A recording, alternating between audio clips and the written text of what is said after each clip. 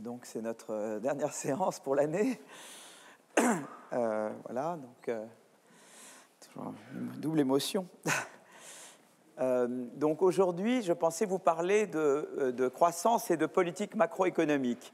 C'est encore un domaine qui est très en friche. Enfin, sont tous les domaines qu'on fait de la recherche, toujours tout a l'air en friche, mais c'est particulièrement un domaine qui est en pleine exploration et encore beaucoup à faire. Voilà. Donc je vais...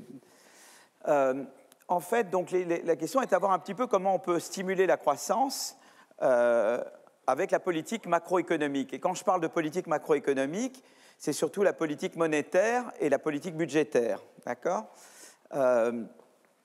Alors, c'est vrai que souvent, la politique monétaire et la politique budgétaire, c'est beaucoup fait, en tout cas la politique monétaire, c'est pour faire face au court terme, risque d'inflation ou récession, et c'est des politiques souvent qui sont menées pour le court terme.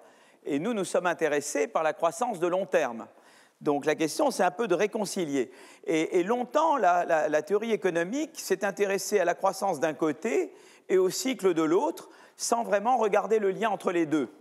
Par exemple, Samuelson, il avait ce qu'on appelle les oscillateurs de Samuelson, c'était totalement disjoint de la croissance. Et puis de l'autre côté, il y avait Solow, les modèles qu'on a vus et d'autres, et c'était disjoint. Voilà, on voyait, il y avait un peu le sentiment que la politique conjoncturelle et la croissance, c'est deux choses tout à fait séparées. Et c'est comme ça que d'ailleurs, quand j'ai étudié la macro, on ne reliait pas vraiment la politique macro et la croissance. Mais en fait, si vous voulez, il a commencé à y avoir des travaux disant mais non, les deux sont reliés. Et par exemple, on a voulu relier, par exemple, la volatilité. Vous voyez, on représente ici la volatilité, c'est-à-dire la variance du PIB, par exemple, la volatilité d'un pays. Donc on regarde son PIB et puis on regarde au cours du temps quelle est sa volatilité. Donc je mets volatilité là. Et puis, regardez la croissance, quoi, voilà, et le taux de croissance. Et alors, qu'est-ce qui se passe ? Alors, il y avait quelques premières études qui faisaient des régressions, notamment par Ramet, voilà, des noms un peu comme ça. C'est mari et femme, hein. Voilà. Voilà. Et il disait plus ou moins, on regarde différents pays, on met des points, et en gros, on a l'impression qu'il y a une relation décroissante, que plus les pays sont volatiles, moins ils croissent, et que c'est particulièrement vrai si c'est les pays moins développés, que pour les pays développés, il y a moins de relation entre la volatilité et la croissance. Voilà, c'était un peu c'est à tout début d'essayer d'établir une relation entre d'un côté la volatilité d'un pays et la volatilité de son PIB et sa croissance. C'est très embryonnaire, hein. Donc mais ça date pas il y a très longtemps, c'était les années 90, hein. C'est un peu 25 ans, 30 ans, quoi. Et c'est les premières tentatives un peu de relier croissance et volatilité. Alors ensuite, moi j'avais fait des travaux, alors j'ai toute une série de travaux que j'ai fait notamment avec Banerjee, qui a eu le prix Nobel avec Duflo, et qui est le mari également d'Esther Duflo, maintenant. Donc j'avais fait avec Banerjee et différentes personnes, et on avait regardé, on avait montré qu'en fait ça avait beaucoup à voir avec les contraintes de crédit, donc le rôle des contraintes de crédit. Parce que, en fait, le raisonnement est le suivant, c'est que, en fait, si vous voulez, quand vous avez, je vais lever ce tableau-là et baisser celui-là. Quand vous avez, en gros, si vous voulez, quand vous n'avez pas de contrainte de crédit, les entreprises peuvent emprunter jusqu'à la valeur nette présente de leur profit. Alors, la valeur nette présente, c'est-à-dire, c'est le profit de demain, c'est le profit d'aujourd'hui divisé par 1 plus le taux d'intérêt. Le profit d'après-demain, c'est le profit d'aujourd'hui divisé par 1 plus le taux d'intérêt au carré. Et on fait la somme, vous voyez. Donc, c'est-à-dire, s'il n'y a pas de contrainte de crédit, normalement, vous pouvez aller dans une banque et vous dites, écoutez, moi, voilà, j'ai une entreprise, elle va faire des profits demain, après-demain, etc. Voilà les profits que j'espère demain, après-demain et tout. On convertit tout ça en truc d'aujourd'hui, donc ça, c'est comme ça qu'on actualise, comme on dit, et on a la valeur nette présente de tous vos profits futurs. d'accord? Et on vous dit normalement, ben, écoutez, tant que vous me demandez moins que ce que vous avez comme valeur nette présente, qui est reflétée notamment dans le prix de votre entreprise si vous voulez la vendre, ou le prix de vos actions, eh bien, je vous prête, d'accord? Donc si je suis dans un monde sans contrainte de crédit, normalement, n'importe qui doit pouvoir emprunter jusqu'à concurrence de la valeur nette présente de ses profits futurs, d'accord? Et alors à ce moment-là, la volatilité, ça n'a pas d'importance. Donc, ce qui se passe aujourd'hui ou demain, c'est pas grave. Demain, tu n'as pas de chance. Aujourd'hui, tu n'as pas de chance. Demain, tu auras de la chance. Tu vois, quand tu peux emprunter jusqu'à la valeur nette présente des profits futurs, la volatilité n'a aucun effet sur la capacité d'emprunt des entreprises et donc leur capacité d'investir dans la R&D, etc. Tu vois? Donc, à ce moment-là, si tu es dans un monde sans contrainte de crédit, eh bien, que je devais dessiner le ramé-ramé, dans des pays sans contrainte de crédit, eh bien, là, la volatilité, et là, j'aurai la croissance, le taux de croissance, eh bien, normalement, ça devrait être plat, quoi. Parce que ça n'a pas d'importance. Ça n'a pas d'importance, la volatilité, parce que vous pouvez toujours vous compenser la mauvaise chance d'aujourd'hui par la bonne chance demain, et la banque, elle regarde juste tout le futur, et donc elle se dit, ben, ça n'a pas d'importance, la volatilité. Mais par contre, ça, c'est sans contrainte de crédit, d'accord? Donc si vous êtes dans un monde sans contrainte de crédit,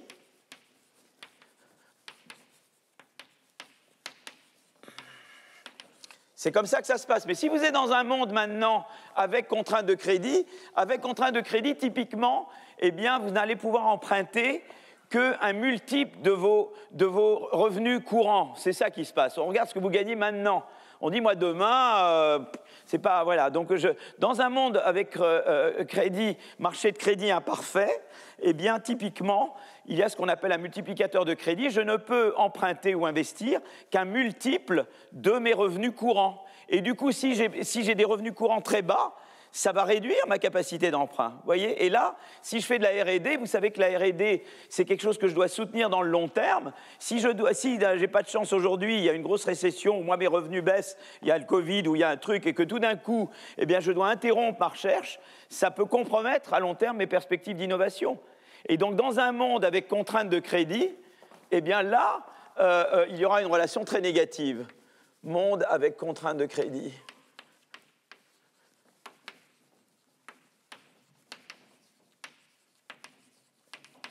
Et alors là, si vous mettez volatilité, et là, vous mettez taux de croissance, et bien alors là, effectivement, la prédiction, c'est que la relation devrait être très négative. Plus vous avez de volatilité, plus vous avez de l'incertitude sur la capacité de poursuivre des investissements d'innovation, et donc moins il y aura de croissance dans l'économie.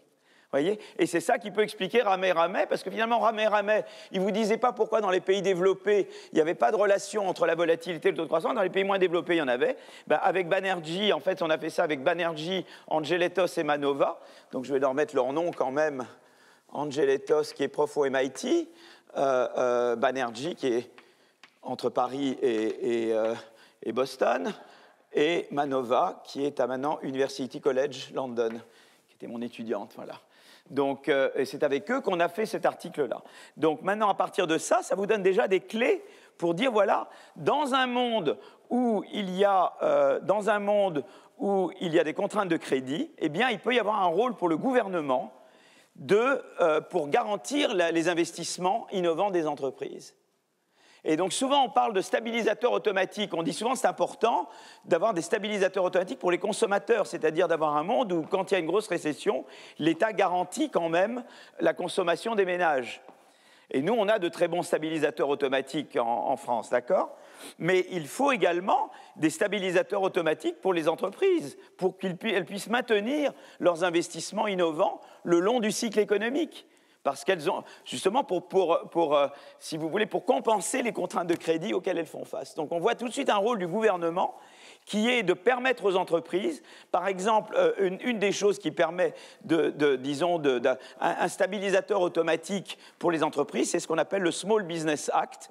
C'est quelque chose qui garantit pour les entreprises, les petites et moyennes entreprises, de maintenir leurs investissements le long du cycle économique. Et vous voyez, ça devient très important. Alors, qu'est-ce qu'on appelle une politique ? Donc, typiquement, on va vouloir des politiques qu'on appelle contracycliques, c'est-à-dire où le gouvernement, lui, en récession, devient plus plus laxiste, quoi. Il va aider les entreprises, quoi.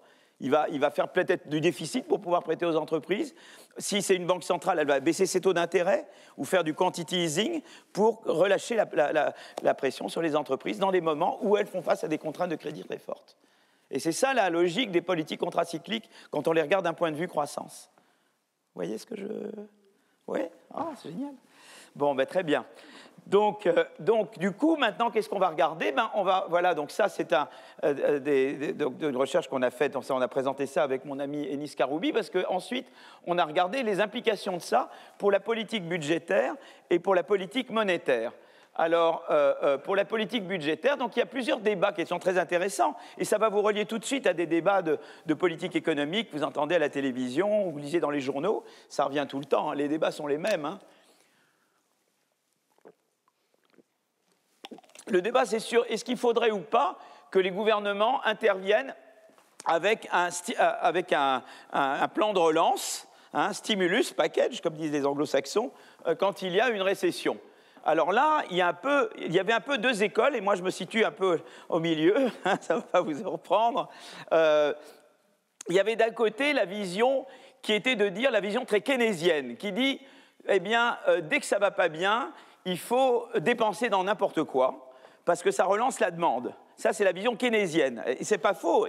Moi, je pense qu'il faut intégrer Keynes. Je pense que c'était très important, l'apport de Keynes. Et je pense que la demande, et maintenir la demande, c'est important, parce que si la demande s'effondre, les entreprises ne veulent même plus investir parce qu'elles n'ont pas de demande à servir. Donc, si vous voulez, là, il y a beaucoup de vérité. Mais disons, c'était une application du keynésianisme en disant, voilà, moi, qu'est-ce que je fais ? Eh bien, je dépense dans tout, parce que n'importe quelle dépense publique, je peux même faire des trous et reboucher les trous. Parce que si je fais des trous et je rebouche les trous, j'embauche des gens, je leur donne un salaire, ils vont le dépenser, et ça relance l'économie. D'accord ? Donc ça, c'est la vision keynésienne, d'accord ? De dire, quand il y a voilà. Et ça, c'est une vision.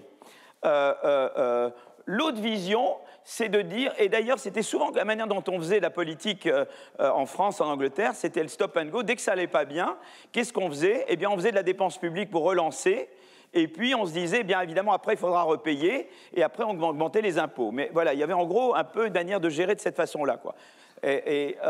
Voilà. Et c'était vraiment de dire, je fais de la relance par la demande, essentiellement, d'accord ? Et puis, il y a la vision, ça c'était la vision keynésienne, disons traditionnelle, d'accord ? Où il y a de la vérité, parce que les effets de demande comptent, évidemment. Donc, et puis, il y avait la vision très conservatrice qui dit, en fait, ce qu'il faut, et vous verrez, tout ça, c'est important, c'est dans les débats que vous écouterez, donc vous pourrez vous dire, tiens, ça me rappelle ça. La vision très conservatrice, c'est un peu la vision David Cameron, c'est de dire, en fait, qu'est-ce que je dois faire ? Eh bien, au contraire, je dois réduire les dépenses publiques, pas les augmenter, je dois les réduire, de façon à pouvoir réduire beaucoup les impôts.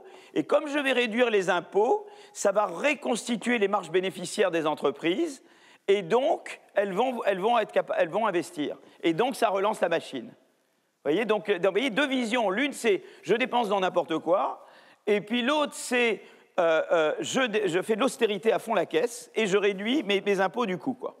D'accord ? Et comme ça, je restitue les marges des entreprises par ce biais, et du coup, ça relance la machine. Ça, c'est deux visions très traditionnelles, d'accord ? Et nous, on n'a ni l'une ni l'autre. Nous, c'est de dire, en fait, ce qu'il faut faire, c'est faire des politiques contracycliques. C'est pas je dépense tout le temps ou je dépense jamais, c'est que quand ça va pas, eh bien, je fais des dépenses publiques mais qui sont très ciblées sur les entreprises, notamment, pour leur permettre de maintenir leurs investissements innovants le long du cycle. Je peux le faire en faisant un peu plus de déficit, ou je peux le faire en baissant les taux d'intérêt, ou en faisant des quantity easing, c'est-à-dire des achats de bons, des achats d'actifs par la Banque centrale. D'accord ? Seulement, évidemment, l'idée de la politique contracyclique, c'est quand les choses vont mieux, là je serre. Parce qu'il peut y avoir des effets non désirables. Et je vais en parler tout à l'heure, d'avoir de la politique laxiste, même en période d'expansion. Parce que notamment, ça peut favoriser le phénomène des firmes zombies. Ça peut permettre à des firmes qui ne sont pas profitables de demeurer. Et vous voyez, d'un coup, quand on arrive à ça, on va se rapprocher de la microéconomie, c'est-à-dire que peut-être il y a des firmes qui sont zombies, il y a peut-être des firmes qui ne le sont pas, et on arrive petit à petit à nouveau vers la macroéconomie, avec hétérogénéité. On ne peut pas traiter tout le monde pareil, vous voyez, donc est-ce qu'il y a beaucoup de firmes zombies dans l'économie, est-ce qu'il n'y en a pas? C'est un peu le problème qui s'est posé avec ce qui s'est passé avec le Covid. Le gouvernement, je pense que personne dira que c'était une mauvaise chose de protéger les consommateurs et les entreprises. Alors, évidemment, beaucoup de gens se sont posés, les faillites ont baissé de 30%, entre 20 et 21, et évidemment, dans ces firmes, il y a des firmes zombies, bien sûr, où il y a des firmes qui, à un moment donné, il va falloir voir les firmes qui sont viables, les firmes qui ne le sont pas, etc. Il y a toujours donc D'accord, vous voyez, donc il y a l'idée, je suis keynésien, je dépense dans tout le temps, et c'est la demande, c'est la relance par la demande. L'autre, c'est je réduis les dépenses au max, je fais l'État régalien, c'est juste law and order, et rien d'autre, et je réduis les impôts, et ça fait relancer. Et l'autre vision, c'est cette politique contracyclique où, dans les mauvaises périodes, eh bien là, je lâche la bride, je fais du déficit, où je baisse les taux d'intérêt, mais évidemment, dès que ça va mieux, je reprends les rênes, tu vois. D'accord ? Et quand je dépense, dans les périodes de récession, je regarde aussi beaucoup le côté offre, pas que le côté demande. Je regarde les entreprises. Je veux évidemment maintenir la demande, mais je veux également maintenir la capacité des entreprises de poursuivre leurs investissements, recherche, développement, innovation plus généralement. Vous voyez, donc ça, c'est un peu la façon de mettre le débat. Enfin, en tout cas, une des manières de mettre le débat. D'accord ? Alors, donc quand je vais parler de politique budgétaire, je montrerai qu'effectivement, il y a un rôle pour les politiques budgétaires contracycliques, en montrant qu'elles poussent, qu'elles aident à l'innovation et à la croissance, particulièrement dans les secteurs qui ont davantage sujet à contraintes de crédit, donc exactement conformément à ce que j'avais raconté là. D'accord ? Donc l'idée là, c'est que les objectifs de déficit public devraient évidemment corriger pour le cycle. Ça doit tenir compte du cycle. La deuxième chose, c'est qu'après, il y a un autre débat. L'autre débat, c'est la politique monétaire. Est-ce que la politique monétaire doit s'adapter ou pas au cycle? D'accord?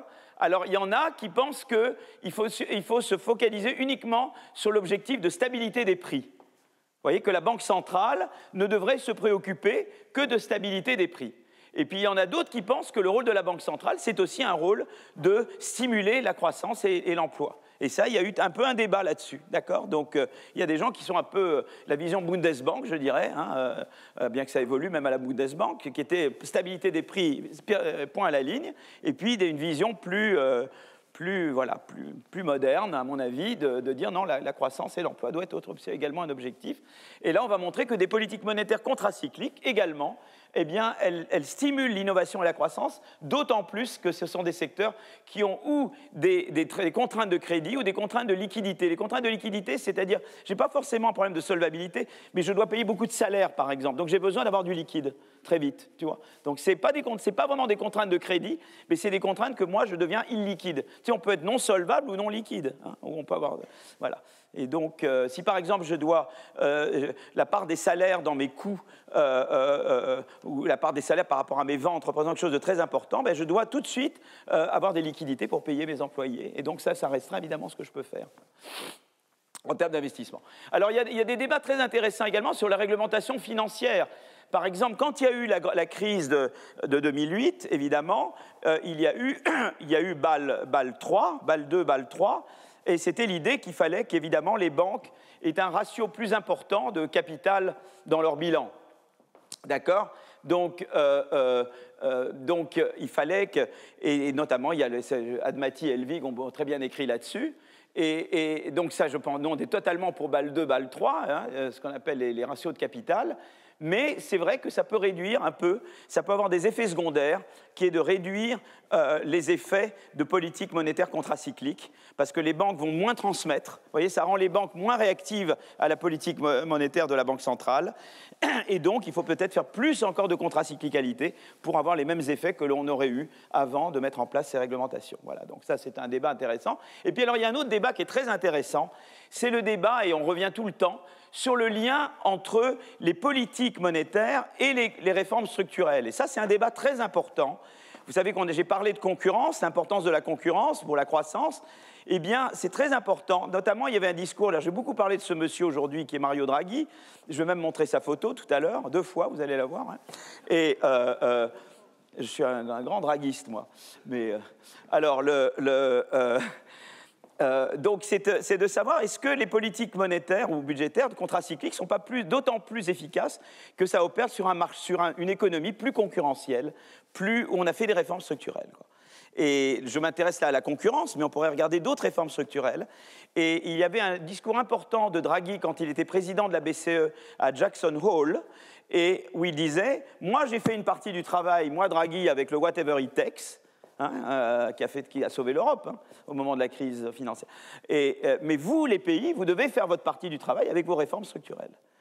Et les deux sont complémentaires, en fait. On va voir que des pays qui font des réformes structurelles, ça augmente l'efficacité de politiques macroéconomiques plus contracycliques. Voyez, donc ça, c'est très important, l'idée que chacun doit faire un peu son travail. La Banque centrale, elle peut faire une partie, mais elle ne peut pas tout faire. Et il faut que les gouvernements fassent leur partie, notamment sur le plan structurel. Voilà. Donc ça, c'est une autre idée que je veux avancer ici. Alors, on regarde d'abord la politique fiscale. Et alors, dans la politique fiscale, on fait une espèce de régression, c'est-à-dire on dit, voilà, comment le taux de croissance. Alors, on regarde industrie, pays, industrie, panel, enfin, on regarde comment la croissance dépend du degré de contracyclicalité de la politique fiscale. Alors, c'est quoi la politique budgétaire? C'est quoi la contracyclicalité? C'est jusqu'où le pays augmente son déficit en période de récession. C'est ça. On mesure, on regarde le passé des pays, on regarde jusqu'où les pays réagissent en faisant plus de déficit en récession et moins de déficit en expansion. Alors, par exemple, il y a des pays qui sont souvent très procycliques, c'est-à-dire que quand ça va bien, ils font plus de déficit. Nous avons eu un gros problème de procyclicalité. C'était au moment de l'élection de 2002, vous vous souvenez? C'était quoi déjà Oh là là, la cagnotte, la fameuse cagnotte, c'était un gros problème. On était typiquement dans une situation où on devait réduire les déficits. Et il y avait les élections, malheureusement, de 2002 et le débat de la cagnotte, et on n'a pas pu. Par exemple, il y a Alesina Tabellini, Alesina qui était mon collègue qui est décédé l'an dernier, et Guido Tabellini, qui ont fait un papier pour essayer d'expliquer pourquoi en Italie tu avais de la procyclicalité de la politique budgétaire. Et en fait, la raison est la suivante, c'est-à-dire que les gens ne font pas confiance dans le gouvernement. Le gouvernement ne peut pas dire « là, je vais mettre de l'argent de côté pour les rien », parce qu'on croit que les gens vont que les personnes vont se mettre l'argent dans la poche, ce qui n'est pas totalement infondé. Hein. Il y a eu un passé italien qui peut encourager ce genre de méfiance. Hein. C'est le mélange de corruption et d'informations asymétriques qui fait que le gouvernement italien était obligé, dès que ça allait bien, de montrer que ça allait bien en donnant, quoi. Et donc là, ça l'obligeait à la procyclicalité. Au lieu de réduire les dépenses publiques quand ça allait bien et de réduire les déficits, il est obligé de les augmenter. Et donc ça, c'est évidemment exactement le contraire de ce que vous voulez. D'accord. Donc voilà. Donc on regarde comment la croissance de la productivité dépend bien de la combinaison entre... Et l'idée, c'est que plus il y a de contraintes de crédit dans un secteur, plus sa croissance profite d'une politique plus contracyclique. D'accord? Donc on regarde la croissance dans un secteur, dans un pays, en fonction du degré dans le pays de contracyclicalité de la politique fiscale, interagit avec le degré de contrainte de crédit du secteur. Alors pour que ça ne soit pas endogène, on dit voilà, on prend l'équivalent de ce secteur, nous on regarde les pays européens, mais on regarde l'équivalent de ces secteurs aux États-Unis, et on sait que ces secteurs sont plutôt enclins à avoir des contraintes de crédit. C'est-à-dire parce que, par exemple, ils doivent se reposer beaucoup sur des financements externes, ou parce qu'il y a très peu de tangibilité des actifs. Vous savez, quand vous avez beaucoup de machines ou de choses très tangibles, c'est très facile d'avoir du crédit. Quand vous avez peu d'assets tangibles, c'est beaucoup plus dur d'avoir du crédit. Donc ce qu'on regarde, c'est qu'ils disent, voilà, on sait que ces secteurs-là, par nature, sont plus dépendants du crédit, quoi. Voilà, ils sont plus vulnérables à ne pas avoir le crédit. C'est plus dur pour eux d'en obtenir. Voilà. Et on regarde si dans ces secteurs-là, eh bien, la croissance réagit davantage à une politique plus contracyclique, d'accord? Et alors, on mesure les contraintes de crédit par le niveau de tangibilité des actifs, c'est-à-dire est-ce que c'est par exemple des trucs qui sont des actifs non tangibles comme du savoir, du savoir accumulé, ou vraiment des machines, des bâtiments, etc. Hein? Et on voit, alors d'abord ça c'est la contracyclicalité. Alors ça c'est très intéressant parce que vous voyez que les bons élèves et les mauvais élèves, les Suédois sont très contracycliques, vous voyez? Ils sont très bons, les Danois, très bons, les Finlandais, évidemment, ça ne vous étonnera pas. Mais alors l'Italie, la Grèce, très mauvais, quoi, vous voyez, pas bon, hein. Et nous, ok quand même, on est un petit peu contracyclique, voilà. Mais, donc c'est intéressant d'abord de regarder quels sont les pays procycliques. C'est intéressant de regarder aussi qu'est-ce qui détermine la contracyclicalité. Donc c'est vrai quand il y a des gens qui disent qu'il faut réduire la dette publique, c'est pas mal aussi parce qu'une dette publique moins importante fait que c'est plus facile d'être contracyclique parce que je peux plus facilement emprunter sur les marchés extérieurs quand ça va mal pour rembourser quand ça va bien. Parce que si je sais que si tu as peu de dette, Jean-Pierre il a peu de dette, ben, il peut rembourser. On sait qu'il va rembourser plus facilement quand ça ira mieux. Donc c'est plus facile pour lui de s'endetter quand ça va mal. Donc tu vois, c'est intéressant de regarder les déterminants. Donc il y a les déterminants d'économie politique dont j'ai parlé, c'est-à-dire l'Italie, le manque de confiance, l'information asymétrique, mais c'est aussi le fait que si je n'ai pas trop de dette publique accumulée, c'est plus facile pour moi d'être contracyclique parce que j'ai une grande crédibilité pour aller sur les marchés quand ça va mal, pour emprunter, parce qu'on sait que je vais rembourser. D'accord ? Donc c'est intéressant. Quand il y a des gens qui vous disent quand même, c'est bien de contrôler le niveau de la dette publique, je ne veux absolument pas dire dans ce cours qu'ils ont tort de le dire, parce que y a quand même, ça vous permet notamment de mener des politiques beaucoup plus contracycliques. Je ne vous ai pas perdu, là, ça va, je vous ai encore là avec moi, là. Bon, et alors maintenant, on regarde et on voit que, en fait, quand on est plus contracyclique, eh bien, alors là, c'est des moins, vous trouvez des moins parce que les assets tangibles, c'est une mesure inverse de contrainte de crédit. Hein, quand j'ai des machines plus tangibles, c'est une mesure inverse de contrainte de crédit. J'ai des contraintes de crédit quand je n'ai pas d'assets tangibles. Donc, si c'était moins asset tangibility, tout ça, ça serait des beaux plus. Et vous voyez, 3 étoiles, les régressions à 3 étoiles, c'est celles du guide Michelin qui vous font aller au paradis. C'est celles qui marchent très bien, d'accord ? Et voilà. Mais donc, on voit vraiment qu'il y a que plus vous avez des contraintes de crédit, c'est-à-dire ici, moins vous avez de la asset tangibility, plus l'effet d'une politique fiscale plus contracyclique sur la croissance est importante. Voilà. Et donc voilà, donc c'est intéressant, ça montre que l'intérêt. Alors ensuite, il y a la politique monétaire, et on fait la même chose.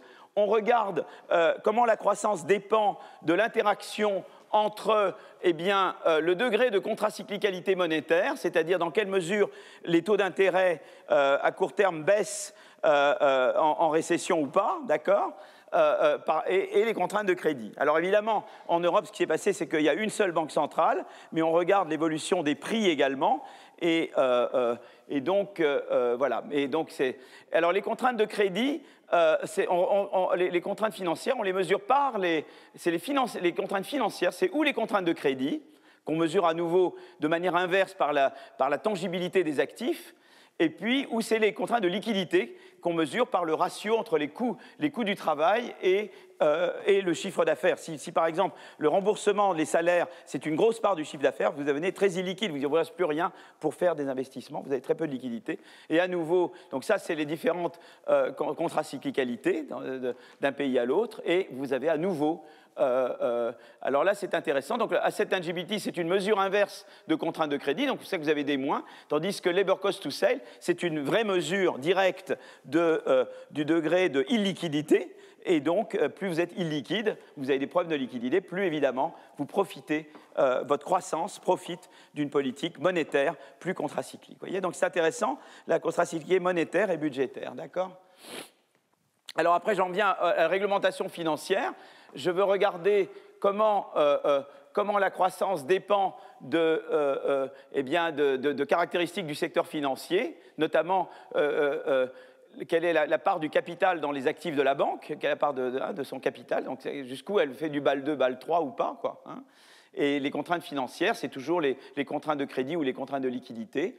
Et ce qui est très intéressant, c'est que d'abord, en fait, on voit que toujours on a toujours plus, il y a cette interaction toujours entre plus vous êtes contrainte de crédit, plus vous avez un effet de la politique monétaire contracyclique. Mais ce qui est intéressant, c'est que c'est surtout dans les secteurs où il y a l'eau où il y a un faible niveau c'est là surtout où il y a un faible niveau de capital to asset ratio. Le capital to asset ratio réduit, en fait, c'est ça que le niveau de capital to asset ratio réduit quand même l'effet de la contracyclicalité. C'est-à-dire la contracyclicalité a toujours cet effet de stimuler la croissance, mais là où on met des banques, où on impose davantage de contraintes aux banques, de réglementation, ça réduit cet effet de la contracyclicalité. Alors, ça ne veut pas dire qu'il ne faut pas mettre BAL 2, BAL 3. Il faut à fond BAL 2, BAL 3. Mais ça veut dire qu'il vous faut, pour le même effet de croissance, encore beaucoup plus de contracyclicalité. C'est ça que ça veut dire. Et alors, la concurrence, la concurrence, on regarde, je mets de la concurrence avec l'interaction politique monétaire et contraintes financières. Et ce qu'on montre, c'est que, en fait, c'est surtout ceux qui sont les barriers to trade. Alors, on mesure la concurrence par barrier to trade in industry, c'est des mesures européennes, mais on peut le faire pour avec d'autres mesures. Mais ce qu'on a là, c'est de dire, c'est surtout dans les secteurs qui ont beaucoup de concurrence, qui ont peu de réglementation, qui ont peu de barrières à l'entrée, que la contracyclicalité monétaire a un vrai effet. C'est intéressant, parce qu'en fait, dans les secteurs qui sont très peu concurrentiels, les firmes, elles ont des rentes, et elles peuvent utiliser leurs rentes pour emprunter. Vous voyez ce que je veux dire? Donc, l'effet est beaucoup moins important, parce qu'elles se reposent sur leurs rentes. Et c'est dans les secteurs où elles n'ont pas les rentes, ces rentes de monopole, où, évidemment, l'effet de la politique monétaire est beaucoup plus effectif, quoi. Voilà. Donc la conclusion, c'est qu'il y avait deux vues dominantes. La vision keynésienne, je dépense n'importe comment, etc. La vision conservatrice, je réduis à fond, je fais de l'austérité à fond la caisse avec des réductions d'impôts. Et nous, on montre que la contracyclicalité fiscale et monétaire peut aider les entreprises à maintenir leurs investissements de croissance le long du cycle.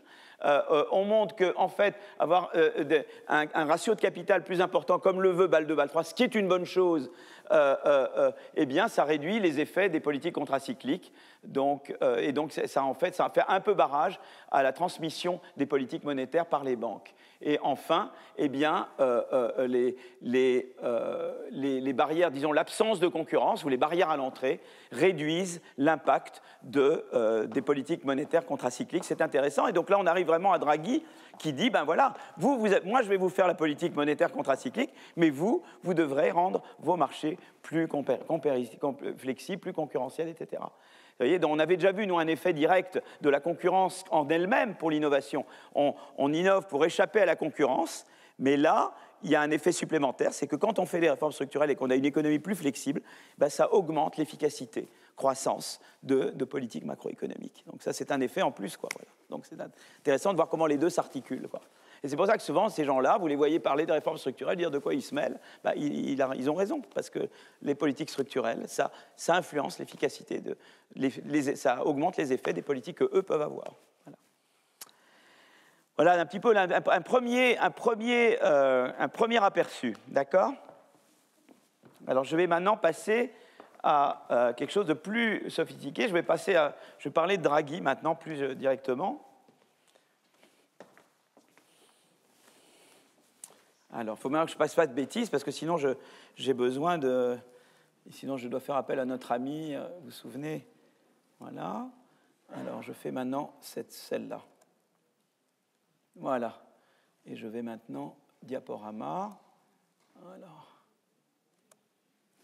Voilà. Draghi à la Banque centrale. Voilà. Donc, je vais regarder deux programmes qui ont été initiés par Draghi. Et c'est intéressant parce que les programmes, on peut voir, ils ont des effets différents sur différents types de pays ou différents types d'entreprises. Et ça a été des programmes très concrets pour si vous voulez, relâcher la politique monétaire dans une période qui était la période de la crise, d'accord? Donc c'était exactement une période comme ça, d'accord? Donc voilà Draghi, hein. Moi je sais pas, j'en fais un peu de photos, mais voilà celle que j'ai prise, on peut en prendre d'autres. Voilà. Voilà, donc le premier, c'est le programme ACC. Alors, donc je parle un peu de ce programme. Voilà. Alors en fait, c'est très intéressant parce que c'est tout un débat intéressant. On a vu qu'il y a une décroissance, là je vais revenir là-dessus, il y a une décroissance des taux d'intérêt. Ça, c'est les taux d'intérêt sur les bons à 10 ans, mais on verra que c'est une chose. Il y a généralement une décroissance des taux d'intérêt, et je reviendrai là-dessus tout à l'heure. que ce soit aux États-Unis, dans la zone euro, etc. Et alors, il y a l'idée un peu de dire, voilà, je veux savoir quel serait l'effet de relâcher les contraintes financières sur les entreprises. Alors moi, je vous ai dit, ça peut avoir l'effet de stimuler leurs investissements de croissance. Et on va voir cet effet-là, mais on va le voir directement sur quelque chose où on sait que c'est causal. Vous voyez ce que je veux dire? Tout à l'heure, on pouvait dire que c'est une régression.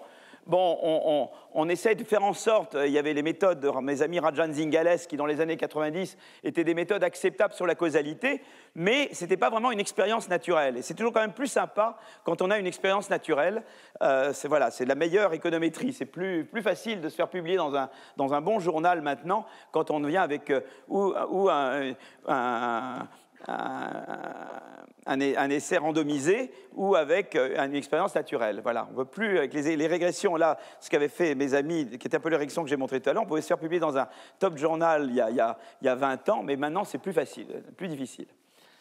Alors le problème un petit peu, c'est quand je relâche les contraintes financières, je vous ai parlé du phénomène zombie. C'est-à-dire, je veux dire, d'un côté, ça peut aider des entreprises qui ont besoin d'investir en R&D, etc. Mais le problème, évidemment, c'est que ça risque aussi de permettre à des entreprises qui ne sont pas très bonnes de rester. Et ça peut augmenter le coût pour d'autres de rentrer. Parce qu'ils se font concurrence sur des ressources rares, notamment le travail. Hein. Donc, c'est intéressant. Maintenant, il faut toujours se dire, si je fais une politique qui aide les firmes en place, c'est bien pour les firmes en place, mais ça peut peut-être être mauvais pour l'entrée de nouvelles entreprises qui seraient peut-être plus innovantes que ces firmes en place. Donc, je vais regarder ça un petit peu aussi, hein, voyez. Donc, ça, c'est une chose que les gens ne regardaient pas. Donc, ça peut dire que partant d'un endroit où j'ai beaucoup de contraintes de crédit, en les relâchant au début, c'est bon parce que ça permet aux firmes en place de faire davantage de R&D, etc. Mais peut-être qu'il arrive un moment où l'effet zombie domine et où ça fait retomber la croissance à cause de l'effet zombie, voyez. Et donc, voilà, et donc on regarde un petit peu ça. Alors, donc là, on a grâce à la Banque de France, on a des bases de données qui sont très sympas sur les entreprises, d'accord ? Et ce qui se passe, c'est que les entreprises, elles sont cotées. Vous voyez, donc, par exemple, la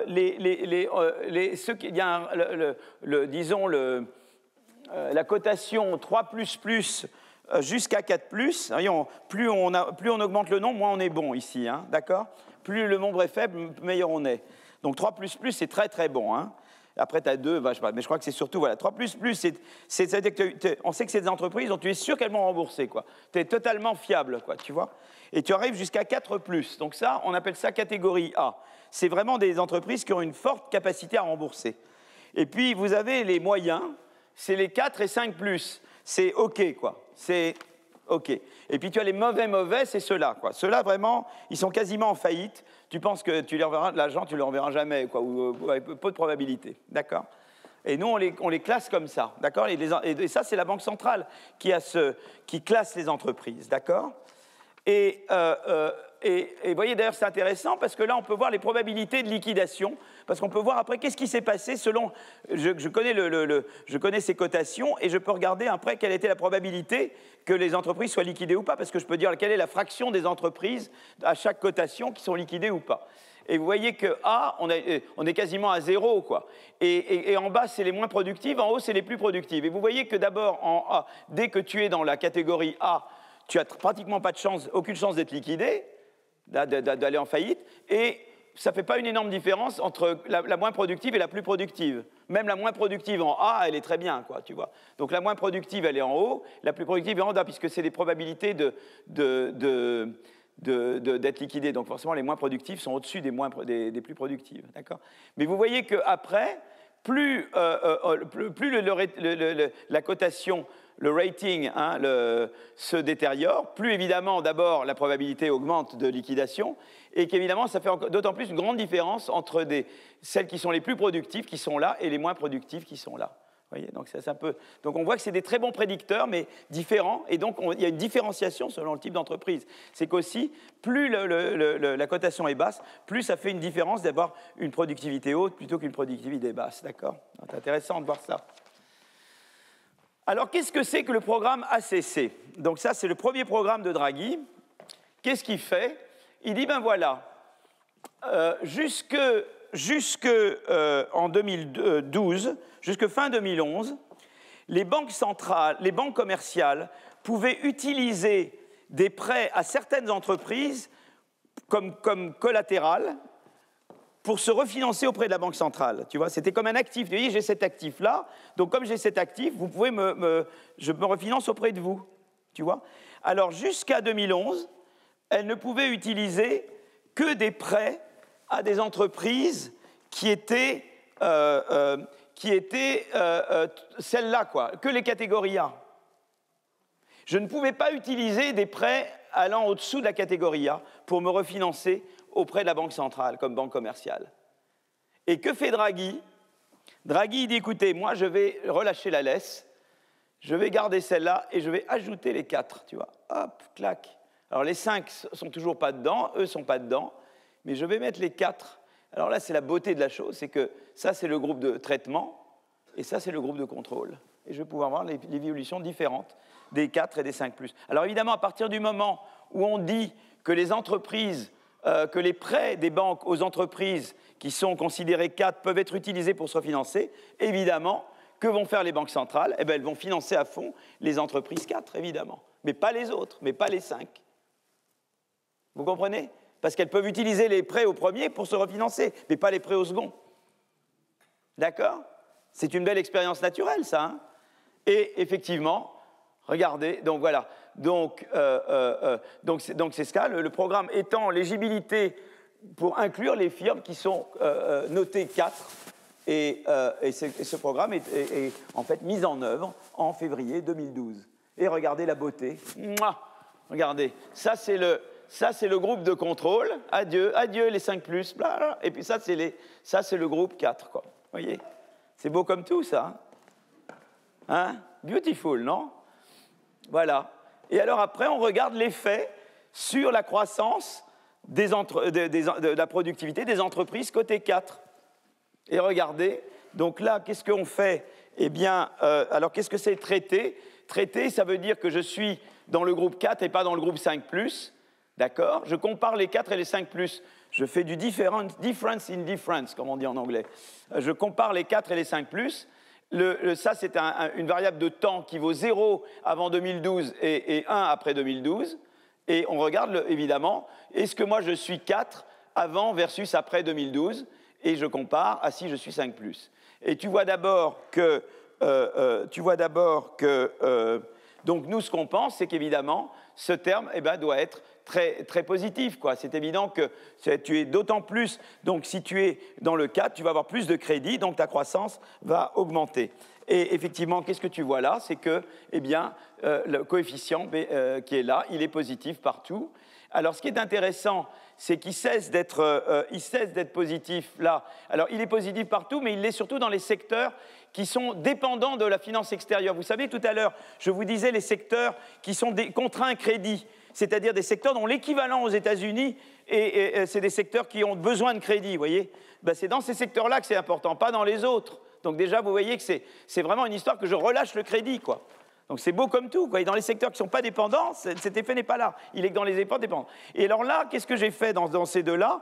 Je remplace cette variable qui vaut 0 avant 2012 et 1 après à une variable qui vaut 0 avant 2006 et 1 après 2006, c'est-à-dire une date qui n'est pas la date Draghi, vous voyez? Et là, évidemment, il n'y a plus rien, quoi. D'accord? Et les deux dernières colonnes, c'est qu'au lieu de regarder 4 versus 5+, je regarde 3 versus 4+, ou 5+ versus 5. Et à nouveau, aucun effet, quoi. Donc c'est vraiment c'est magnifique, quoi. Tu vois vraiment, c'est le 4, et les firmes 4 par rapport aux autres, à ce moment-là, elles ont une croissance de la productivité plus forte, quoi, dans les secteurs où les contraintes de crédit sont importantes. D'accord ? Tu vois, c'est vraiment du net, ça. Tu vois, ça confirme ce que j'avais dit tout à l'heure, mais avec vraiment une expérience naturelle, quoi. Donc c'est quand même moche. Et c'est ça l'intérêt des politiques. Des politiques aussi, ils vous font des expériences et on peut les utiliser. D'accord ? Mais alors, la mauvaise nouvelle, c'est l'effet zombie. C'est-à-dire que l'effet zombie, c'est que, en fait, ça, c'est le taux d'exit, le taux de défaut. Et en fait, ce qui se passe, c'est qu'évidemment, quand je donne plus d'argent, je permets aussi à des firmes de survivre mieux. Donc, je réduis le taux de défaut. Mais ce qui est intéressant, c'est donc je le réduis, mais je le réduis surtout pour les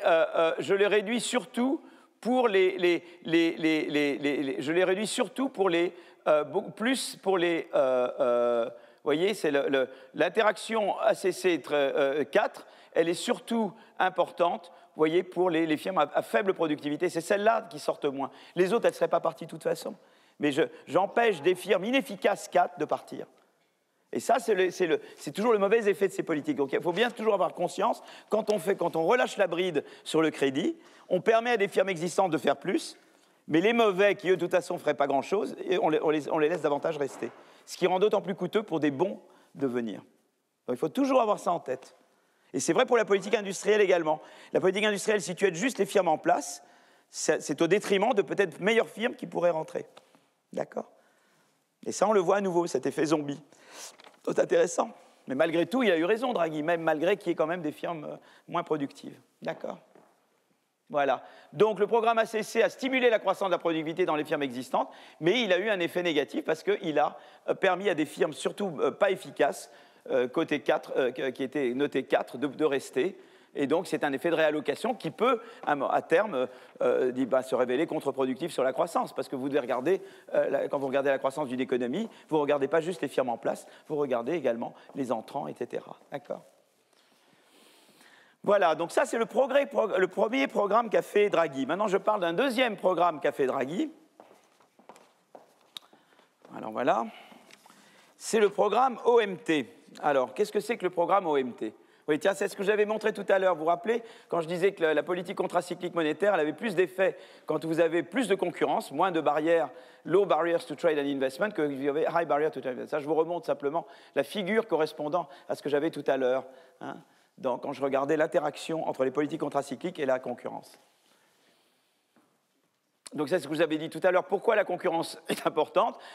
Parce que quand il n'y a pas de concurrence, ou peu de concurrence, eh bien, les entreprises ont des rentes qui leur permettent de réinvestir, qu'il y ait ou pas des fonds publics ou de la contracyclicalité. Donc, et évidemment, la concurrence faible, ça augmente aussi évidemment le fait que vous avez plus de chances, c'est surtout dans les secteurs avec faible concurrence que évidemment des mauvais peuvent rester, hein, ça c'est évident. Alors, qu'est-ce que c'est que le programme OMT? En 2011-2012, il y a des taux d'intérêt, hein, les bond yields, les government bond yields, c'est les taux sur les obligations gouvernementales, hein, et donc qui augmentent, d'accord? Et donc, quand les taux augmentent, bah, vous avez peur de ne pas pouvoir rembourser, vous allez faire défaut, vous ne pouvez pas repayer vos dettes, hein, donc toujours la peur de la montée des taux. Et qu'est-ce que c'est que le OMT? Donc c'est à nouveau Draghi qui a fait ça. C'est un engagement par la Banque centrale européenne de racheter des obligations d'État, d'accord, mais sous conditions. Et alors, c'est destiné surtout à des obligations à court terme, mais en fait, l'effet a été suivi d'effets très importants dans les taux à long terme. Vous voyez, donc c'est ça qui est très bien, c'est que ça a affecté également les taux à long terme, et donc ça a eu un effet vraiment important sur la macroéconomie. Et là, non. Alors, ce qui est intéressant, c'est que ça n'a pas été tellement utilisé. La simple annonce de ce truc-là a eu un effet très important. C'est intéressant. Voilà. Alors, donc, à nouveau, je vais faire de difference in difference. Hein. Je vais comparer avant et après la mise en œuvre de ce programme, d'accord, et je regarde l'effet et je regarde en fait l'effet d'abord que ça a sur ce qu'on appelle les effets des bons à long terme, des effets non attendus. Voyez, donc, parce que ce qui est important, c'est la surprise. Voyez, donc, vous voulez provoquer un effet de surprise sur les taux à long terme. Et donc, je vais regarder d'abord l'effet que cette OMT a eu sur la surprise, bonne ou mauvaise, sur les taux à long terme. Et après, je regarde l'effet de cette surprise-là sur la croissance. D'accord? Donc, c'est ça que je regarde. D'accord? Voilà. Donc, et donc j'annonce déjà ce qui se passe, c'est que en fait, eh bien, cette politique OMT a provoqué eh bien, une chute non anticipée des taux sur les gouvernements à long terme, qui par lui-même a eu un effet positif sur la croissance, notamment dans les pays très endettés, évidemment. Hein. Et de manière intéressante également dans les pays où il y avait davantage de concurrence. Vous voyez, donc à nouveau, un effet où c'est la concurrence joue un rôle. Ça a plus d'effets, on va voir, là où il y avait plus de concurrence. Et donc là, on revient à Jackson Hole. Hein. Très important, le discours de Jackson Hole.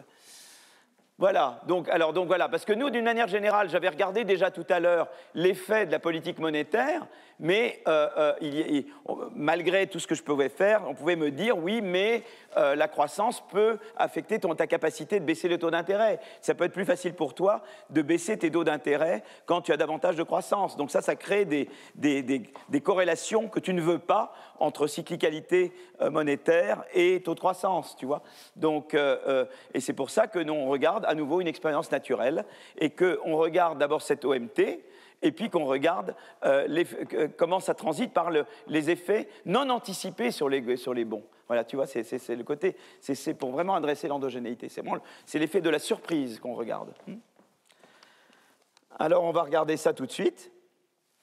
Alors, bon, ne vous regardez pas les maths, juste regardez ce que je veux dire. Ça veut dire simplement, vous embêtez pas avec les maths, ça, c'est le taux d'intérêt réalisé, et ça, c'était l'espérance de taux que nous avions avant. C'était la prévision. Donc, la surprise, c'est la différence entre la réalisation et la prévision. C'est tout, regardez pas les maths, d'accord? La différence entre la prévision, la réalisation et la prévision, on appelle ça une surprise. Bon, ça vous passe, ça va quand même. Ça va jusque-là, d'accord, très bien. Voilà. Et les anticipations sont faites de trimestre en trimestre, d'accord?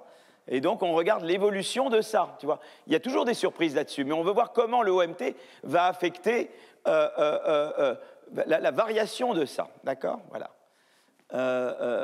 D'accord, donc on va regarder ce qu'était, si tu veux, de 2011 à 2012 par rapport à 2013-2014.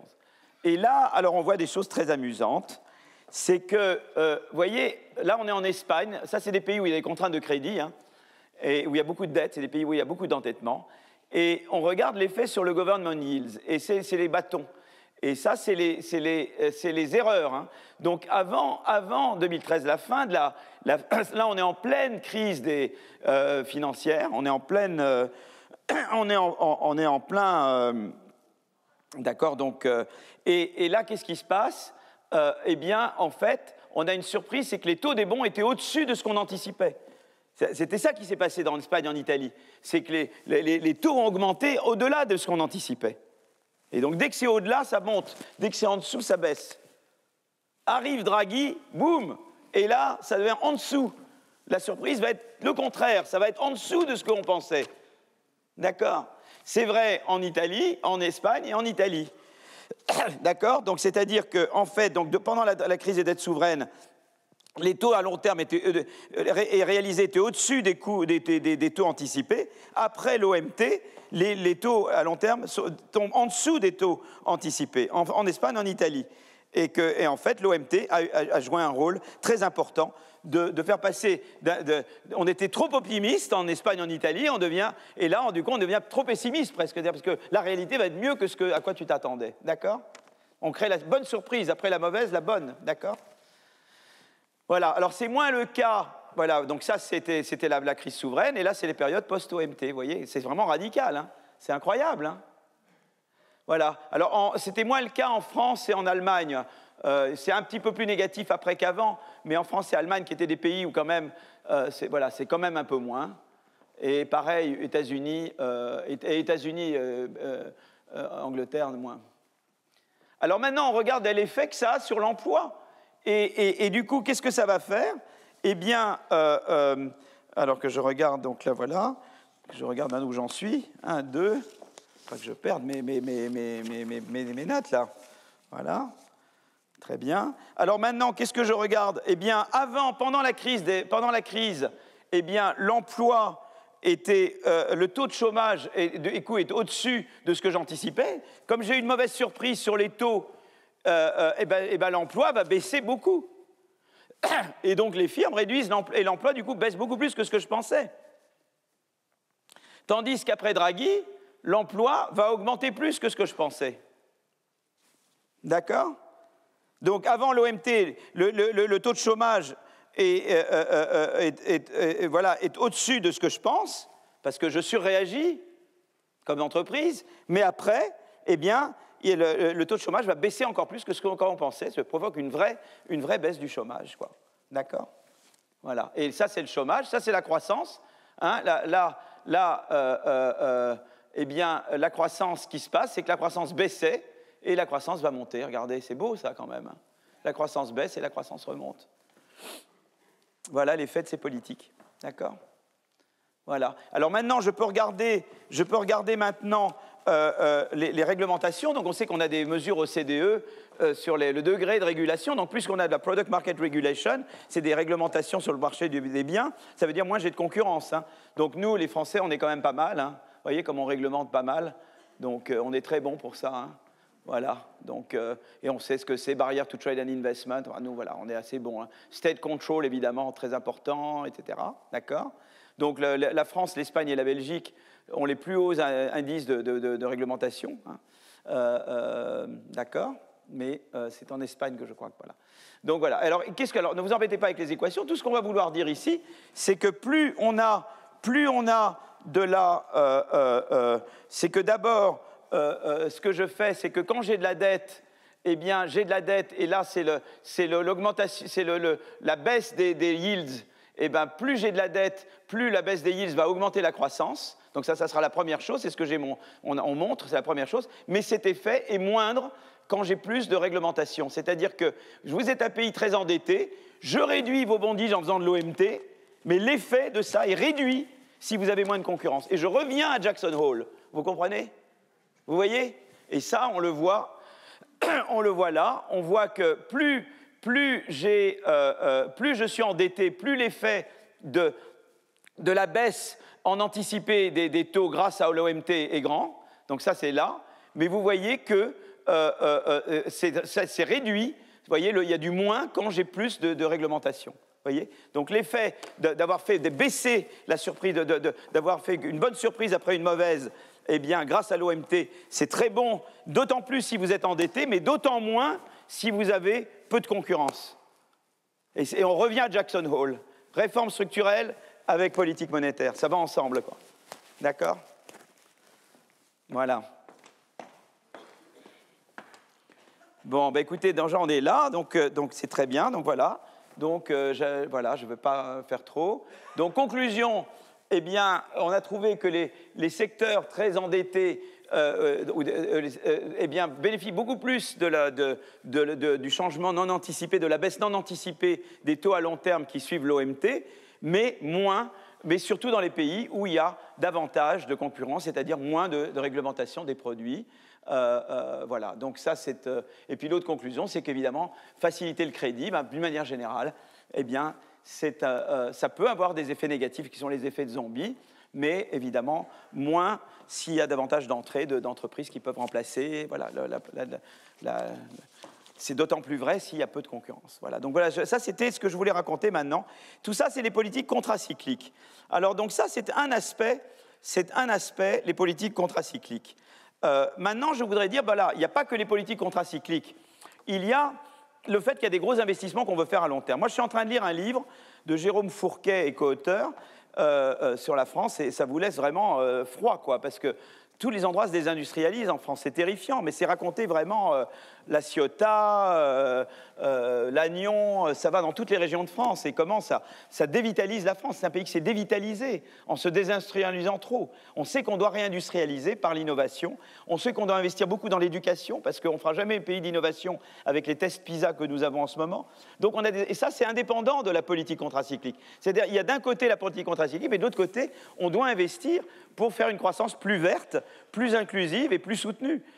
On doit réindustrialiser d'une manière qui soit plus verte et on doit éduquer et on doit faire ça permet on a vu que éduquer davantage, ça vous fait une politique, ça vous fait à la fois davantage de croissance par l'innovation et également une croissance plus inclusive. On a vu également qu'une bonne flexi-sécurité sur le marché du travail, ça vous fait aussi une croissance plus soutenue et une croissance plus inclusive et plus protectrice. Donc tout ça, il faut de l'argent. Et ça, c'est distinct de la contracyclicalité. Ça, c'est plutôt, on doit investir dans le long terme. Or, nous avons une grosse dette publique, notamment après le Covid. Donc, comment on fait ? Donc, maintenant, je vais consacrer l'heure qui reste à vous parler de dette publique et de dette publique et de croissance. Mais là, ce n'est pas tellement contracyclique. Alors, on sait que contrôler la dette publique, c'est bien parce qu'on peut faire des politiques plus contracycliques. Ça, vous le gardez dans un coin de votre... mais on a en même temps le problème que nous devons faire ces investissements. Et ça, on doit les faire, quoi. Et donc, comment on peut réconcilier dette publique et ces investissements? Donc ça, je vais parler de ça maintenant, d'accord? Alors, je vais y aller tout doucement, d'accord? J'espère que c'est tout doucement. Si je vais trop vite, levez la main. Est-ce que là, vous êtes encore vivant? Est-ce que c'est bon, là? Bon, c'est super. Oui, c'est bon. Voilà, donc je vais regarder. Donc, voilà, Blanchard va sortir un livre sur les politiques budgétaires dans des situations où les taux d'intérêt sont faibles. Donc, vous avez la primeur de ce que fait un peu Olivier Blanchard. Alors, les taux d'intérêt, donc je regarde un peu. Donc là, je vais ranger déjà ma première, parce que moi, si je mélange tout, là, je ne m'en sors plus. D'accord? Voilà. Pas que je mélange toutes mes feuilles. Voilà. Bon, voilà, j'ai les feuilles qu'il faut là maintenant pour cette partie-là. OK. Alors, le taux d'intérêt. Donc, d'abord, le taux d'intérêt neutre. Voilà. Donc, c'est le taux d'intérêt sans risque. Hein. C'est le taux d'intérêt auquel, en supposant que la production est égale, ce qu'on appelle la production potentielle, c'est ce que vous pouvez produire quand vous êtes en plein emploi, quand vous employez pleinement vos facteurs de production, quoi. Voilà, d'accord? Le travail, le capital, c'est ce que vous pouvez produire. C'est ce qu'on appelle la production potentielle, d'accord? Et le taux de neutre, c'est le taux qui fait que la demande totale est égale à l'offre totale. Alors la demande, c'est une demande de consommation et c'est une demande d'investissement. Et l'idée, c'est que la demande... Ah oui, je fais le... Absolument. Non, tout à fait. C'est ça. C'est ça, hein? Génial, merci. Merci beaucoup. Voilà. Donc l'idée, c'est de dire, voilà, en gros, et le taux d'intérêt, comment tu le détermines? Ben, tu dis, voilà, l'investissement, typiquement, c'est quelque chose qui est une fonction béton qu'on soit au plein emploi. Donc l'investissement, ben, il dépend évidemment de la production totale, mais on le suppose au plein emploi. Et on sait que l'investissement tend à diminuer quand le taux d'intérêt augmente. Voilà, parce que, par exemple, il y a différentes manières de voir ça, mais par exemple, moi j'ai le choix entre prêter à une entreprise ou mettre à la banque. Si le taux d'intérêt est plus important, je vais plutôt préférer mettre à la banque. Mettons qu'il y a des très bons projets qui rapportent plus que le taux d'intérêt, et j'investis dans les entreprises, et puis les projets où j'ai plutôt intérêt à avoir mon argent à la banque. Plus le taux d'intérêt à la banque est élevé, moins j'ai intérêt à mettre de l'argent dans les entreprises, parce qu'il n'y aura que les très très très bons projets qui sont au-dessus. Donc plus le taux d'intérêt est élevé, plus l'investissement est faible. D'accord ? Donc on sait que l'investissement est une fonction décroissante du taux d'intérêt. L'épargne est une fonction croissante. Évidemment, plus vous avez le taux d'intérêt, plus vous épargnez. Donc ça, c'est pas besoin de faire un dessin. Et le taux d'équilibre, c'est le taux qui équilibre l'épargne et l'investissement. Voilà, c'est tout bête, d'accord? Et c'est ça le taux neutre. Donc c'est vraiment très simple, d'accord? Alors évidemment, on peut dire, donc c'est le taux qui, tel que la demande globale générée, la demande globale à ce taux génère un Y égal au Y star. Voilà, c'est ça l'idée. C'est un taux tel que la demande globale, investissement plus consommation, qui est à ce taux. La consommation, c'est Y moins l'épargne. Hein. Eh bien, vous génère une production égale à la production potentielle.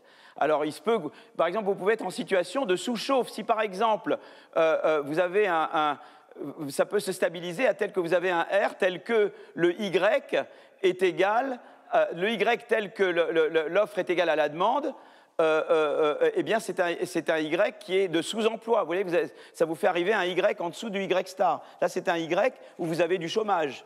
Donc là, vous allez vouloir plutôt que les taux augmentent et chauffer plus l'économie. Ça, c'est une économie qui est tranquille, quoi, qui est d'accord, donc c'est une économie à taux plus faible. Et par contre, là, c'est une économie à surchauffe, vous voyez, cette économie-là. Voilà, donc pardon, c'est celle-là. Là, vous avez des taux très élevés. Des taux très élevés, ça décourage l'investissement.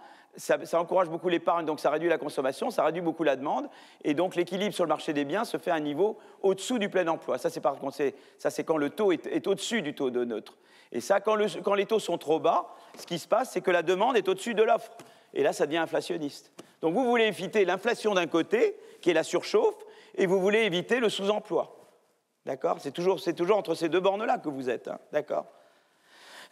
Et notamment, Et le taux R star, il vous évite la surchauffe, il vous met le plein emploi et il vous évite l'inflation, d'accord? En gros, c'est comme ça que vous pouvez le voir. Voilà, donc par exemple, qu'est-ce qui se passe si il y a le taux? Alors je regarderai tout à l'heure qu'est-ce que c'est que le taux risqué avec la prime de risque. Je reviendrai sur ce que c'est que la prime de risque tout à l'heure. Et vous avez le fameux taux qui est le taux d'intérêt des obligations d'État. Et supposez maintenant que vous augmentez la prime de risque. En fait, ce qui se passe, c'est que l'investissement, dans la réalité, il dépend du R plus la prime de risque, quoi. C'est ça, c'est ce taux-là qui compte pour ceux qui font des décisions d'investissement. C'est ce taux-là qui compte. Et de supposer que tout d'un coup, vous augmentez la prime de risque de X à X plus delta X, ça va vous faire baisser le I, l'investissement, et il va se stabiliser à un niveau qui est plus élevé que ce que vous aviez avant. Vous voyez ce que je veux dire? C'est ça qui est... donc vous allez avoir une diminution du R star, mais ce qui compte, c'est que malgré que le R star baisse, le R star plus X plus delta X sera plus grand que le R initial plus le X, quoi. Vous voyez ce que je veux dire? Le taux sûr, comme vous allez faire baisser la demande, ça va faire baisser le taux d'intérêt sûr, mais le taux d'intérêt auquel les entreprises font face, qui est la somme du taux d'intérêt sûr et de la prime de risque, lui va rester plus grand qu'avant. D'accord? Donc vous aviez un R initial avec un X, et après vous augmentez le X de delta X, ça fait baisser le R initial parce que l'investissement va baisser, la demande d'investissement va baisser, mais pas assez pour compenser pour le delta X, qui fait que le taux total, le nouveau R plus le X plus le delta X va être plus grand quand même que le R initial plus le delta X. Alors, dans les banques centrales, typiquement, elles veulent éviter la surchauffe et le sous-chauffe. C'est ce que je vous ai dit tout à l'heure. Et donc, vous voulez absolument maintenir le R à R star. D'accord? Donc, voilà. Donc, ça, ça c'est la première chose que je voulais vous dire. Alors, je voulais juste vous dire une autre chose. Je donne des ingrédients. Hein. Un autre ingrédient, c'est que les banques centrales ne fixent pas le taux d'intérêt réel. Les banques centrales, elles contrôlent le taux d'intérêt nominal sur les bons, vous voyez, et c'est intéressant parce que ce taux d'intérêt nominal, il ne peut pas être a priori négatif. En général, il est positif. Alors, il peut être légèrement négatif. Maintenant, on a des taux d'intérêt, mais on peut être légèrement négatif, il ne peut pas être très négatif, d'accord? Et le taux d'intérêt réel, alors on a cette relation-là, qui est l'équation de Fischer, et je vais vous expliquer ce qu'elle veut dire, cette équation. Alors, en général, le taux d'intérêt réel, hein, je vais vous le montrer de cette manière-là, le taux d'intérêt réel, c'est le taux d'intérêt nominal moins l'inflation anticipée. C'est-à-dire que le taux d'intérêt I, c'est le R plus pi I. Alors, comment je le sais, ça? Comment je sais? Eh bien, regardez, supposez que vous avez $1 en obligation aujourd'hui. D'accord? Entre demain et aujourd'hui et demain, le pouvoir d'achat va augmenter. Le pouvoir d'achat, il va augmenter d'un taux, si vous voulez, si vous mettez B aujourd'hui, demain, ça fera 1 plus I sur 1 plus pi, quoi. Vous voyez ce que je veux dire? C'est l'inflation.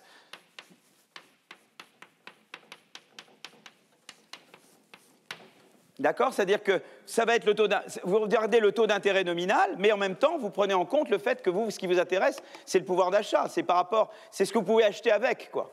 Et vous, ce qui vous intéresse, c'est que le pouvoir d'achat d'un bon aujourd'hui, demain, il va donner un pouvoir d'achat, celui d'aujourd'hui, plus I, qui est le taux d'intérêt nominal, moins le taux d'inflation.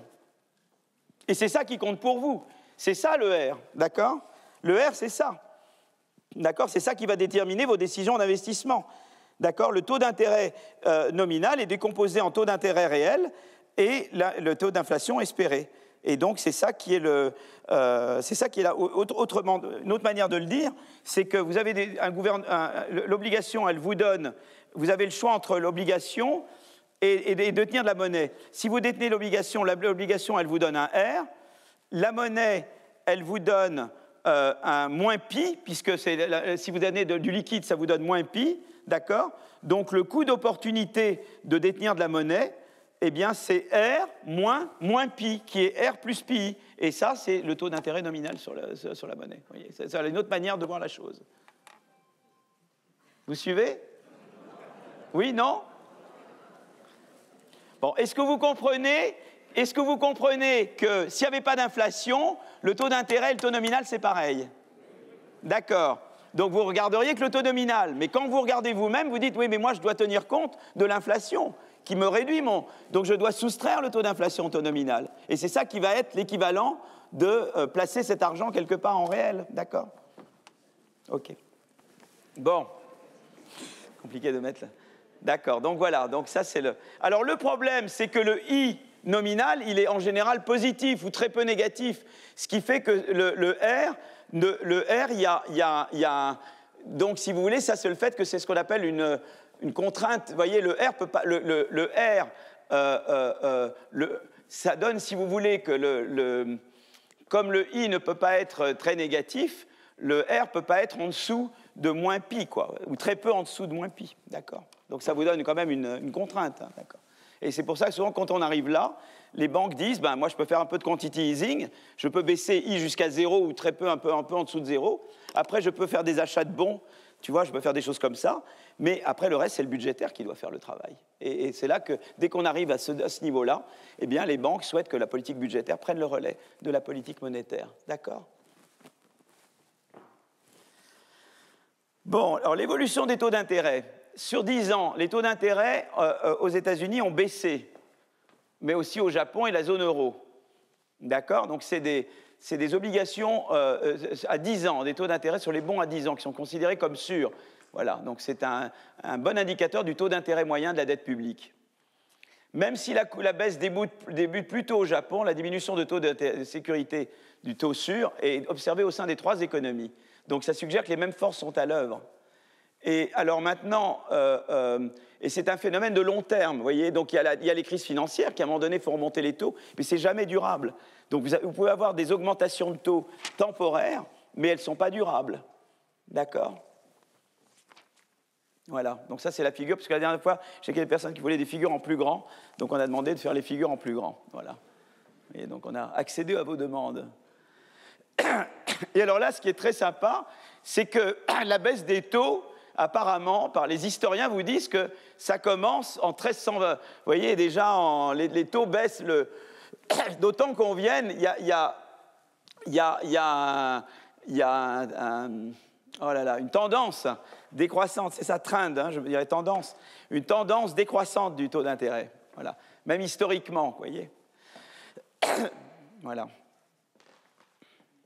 D'accord? Et alors, le truc intéressant, c'est qu'on peut comparer le R et le G. Et ça, je vous en parlerai tout à l'heure, pourquoi c'est important de comparer le taux d'intérêt sûr et le G. Donc, je vais lever ça. Voilà. Et je vais baisser ça. Voilà. Ah oui, donc, je veux comparer le R et le taux de croissance de l'économie. Vous voyez? Le taux de croissance du PIB et le taux d'intérêt sûr. D'accord? Et ce qui est très intéressant, c'est que le taux d'intérêt est en rouge, et puis la croissance est en bleu. Et vous voyez que, en tout cas maintenant, le taux de croissance est au-dessus du taux d'intérêt sûr, et que l'écart va croissant. Donc ça, c'est une chose importante à noter. D'accord? Donc ça, on va s'en servir tout à l'heure. D'accord?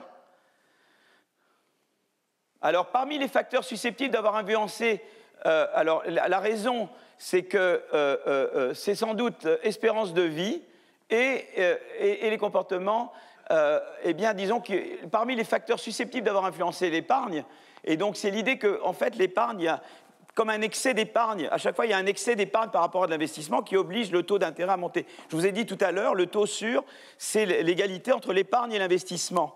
Mais il y a une tendance à l'augmentation de l'épargne mondiale. Et donc, si je garde le taux, il y a un excès d'offre d'épargne, tu comprends? Donc, il faut que le taux baisse pour que l'investissement s'aligne sur l'épargne qui augmente, d'accord? Et donc, parmi les facteurs susceptibles d'avoir influencé l'épargne, nous pouvons évoquer les évolutions démographiques, baby boom, l'augmentation de la longévité, la baisse de la fertilité.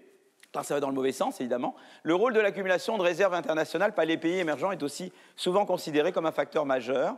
Voilà. Donc, ça, donc c'est donc on voit un peu les évolutions du taux sûr. Et en fait, si vous voulez, ce qu'il dit sur les évolutions démographiques, c'est qu'il y a une diminution de taux de fécondité, effectivement, qui est plus prononcée dans les pays développés et moins dans les pays moins développés, d'accord. L'augmentation de l'espérance de vie est vraie partout. Et il y a l'effet du baby-boom. Donc, en termes de fécondité, au total, c'est vrai que tu as une baisse de fécondité, mais surtout dans les pays développés, beaucoup moins dans les pays moins développés. Et l'espérance de vie, elle, a augmenté absolument partout.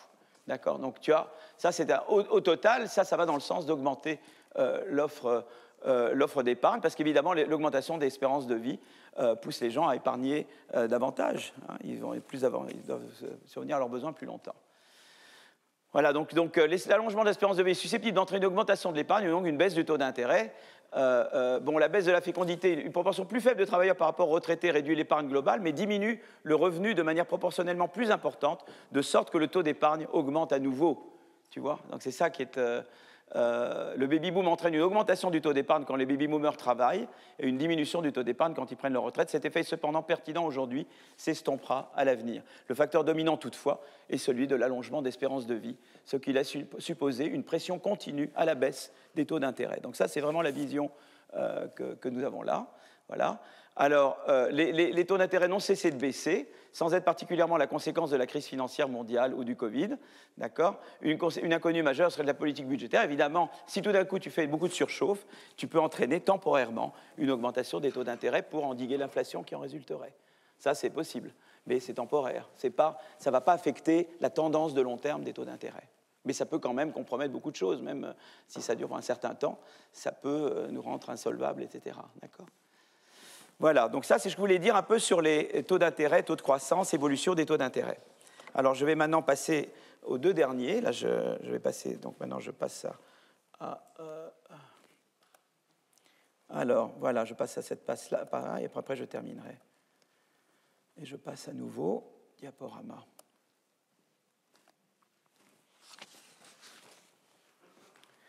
Alors, la dette publique, qu'est-ce que c'est que la dette publique ? Donc, la dette du gouvernement central, c'est une dette souveraine. La dette est un stock. Le déficit est un flux qui augmente la dette. Les excédents peuvent être utilisés, là il manque un S, pour rembourser la dette et pour acheter des actifs financiers. D'accord ? La dette en fin de période, c'est la dette en fin de période précédente, plus les déficits financiers de la période T. D'accord ? Alors, il y a des bonnes raisons pour s'endetter. Payer une guerre, étaler le coût d'une catastrophe, absorber des chocs sur le revenu. Ben, ça, on l'a dit tout à l'heure, hein, la contracyclicalité. Financer des investissements, ben, voilà, on y vient, dont le rendement collectif est supérieur au taux d'intérêt réel, rendement de croissance notamment. L'endettement est une manière de répartir la charge d'un investissement entre les générations, d'assurer une stabilisation macro. C'est la contracyclicalité. Mais il y a aussi de mauvaises raisons. Le financement des dépenses courantes. Voilà, d'accord.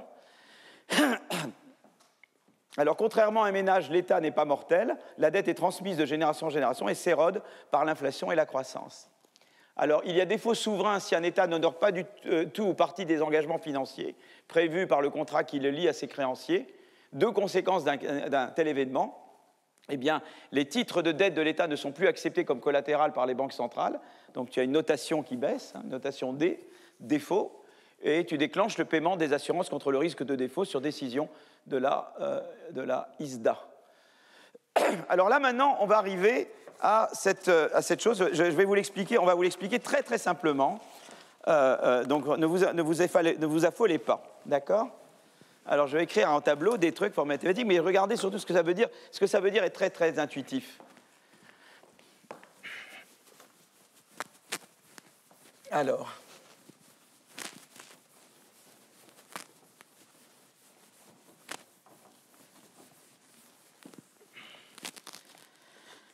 Alors, ma dette aujourd'hui, d'accord ? Qu'est-ce que c'est que ma dette aujourd'hui ? Ma dette aujourd'hui, BT, c'est ma dette hier, mais j'ai des intérêts. Donc ça, c'est ma dette hier, j'avais ma dette d'hier, mais je dois rajouter les intérêts sur cette dette, d'accord ? Et puis, alors, je mets plus DT, c'est mon déficit, mais tu peux l'écrire moins mon surplus primaire, parce que le déficit, c'est moins le surplus primaire, d'accord? Déjà, si tu veux le mettre en moins le surplus, plus le déficit. Le déficit augmente ta dette, si je fais du surplus, ça la diminue, d'accord? OK? Ben, vous êtes formidable. Voilà. Bon. Et alors maintenant, ce qui compte, c'est pas tellement le BT. Ce qui compte, c'est on regarde toujours la dette en fonction du PIB. Ce qu'on regarde, nous, c'est le ratio de BT sur YT, d'accord?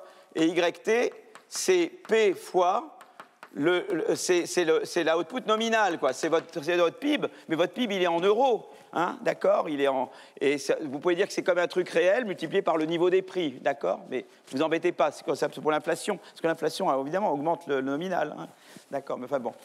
Alors, si vous regardez ça, si vous mettez ça, eh bien, c'est très simple, parce que maintenant, ben, vous dites, ben voilà, je prends BT, et je vais tout diviser par YT. Donc ça vous fait BT sur YT égale BT moins 1 sur YT, mais YT, c'est YT moins 1 plus le taux de croissance. Donc je vais écrire ici YT, mais YT, c'est YT moins 1 fois le 1 plus G. Et ça, c'est fois 1 plus R moins BT moins 1. D'accord? Et donc si moins le SPT, moins SPT sur YT, que j'appelle petit SPT. C'est le ratio de votre surplus sur le PIB, d'accord?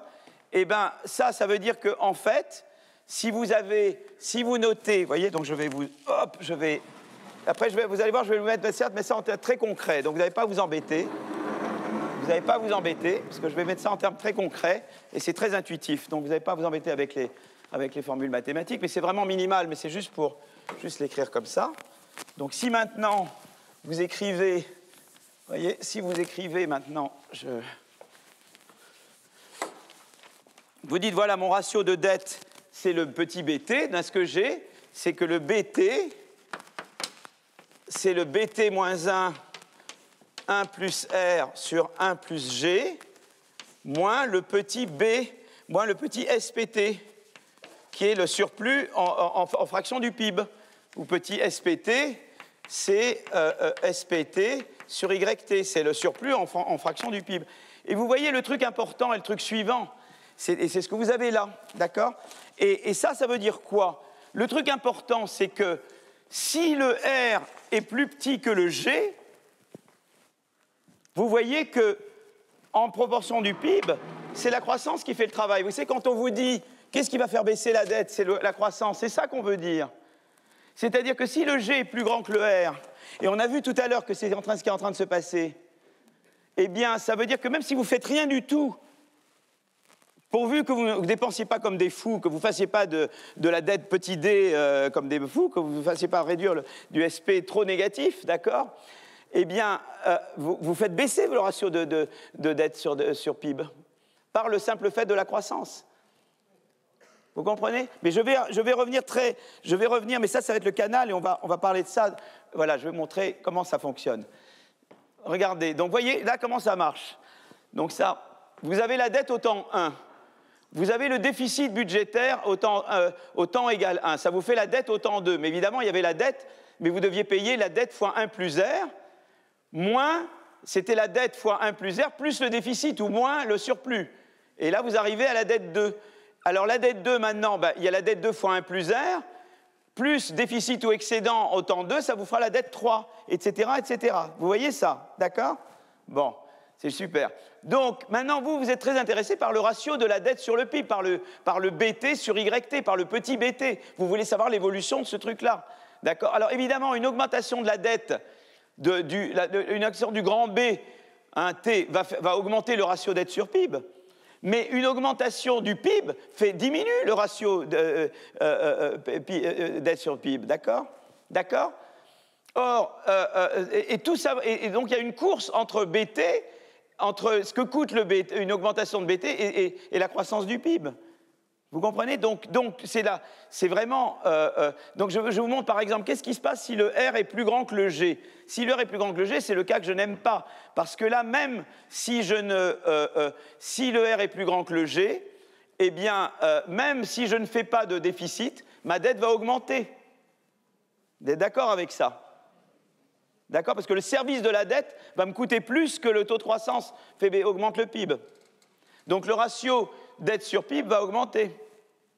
La dette va augmenter. Là, on regarde, c'est que la dette augmente et le PIB reste constant. Mais ça veut dire que le ratio dette sur PIB augmente. D'accord? Et donc, on va arriver là. La dette devient plus gros partie du PIB. Là, on a regardé un cas où le PIB ne bougeait pas et c'est la dette qui augmentait. D'accord? Et dans un cas comme ça, vous voyez que la dette devient plus gros morceau par rapport au PIB. Donc là, ce n'est pas bon. Vous allez dans un mauvais sens, là. Vous devenez de moins en moins attrayant pour les marchés extérieurs. D'accord? Mais maintenant, on va regarder un cas inverse. Vous avez le G plus grand que le R. Ça veut dire que le PIB augmente plus que la dette ne croît du fait des remboursements. D'accord? Donc, ce qui va se passer, c'est que le PIB, la dette, elle est là, le PIB augmente. Et vous voyez, dans ce cas-là, vous pouvez même vous permettre de faire un déficit budgétaire et que quand même le ratio de la nouvelle dette avec le déficit sur le PIB est moins que celui-là. Donc, quand vous avez de la croissance, vous pouvez vous permettre de faire de la dette. Mais vous pouvez raisonner autrement si je peux faire de l'investissement pour générer de la croissance.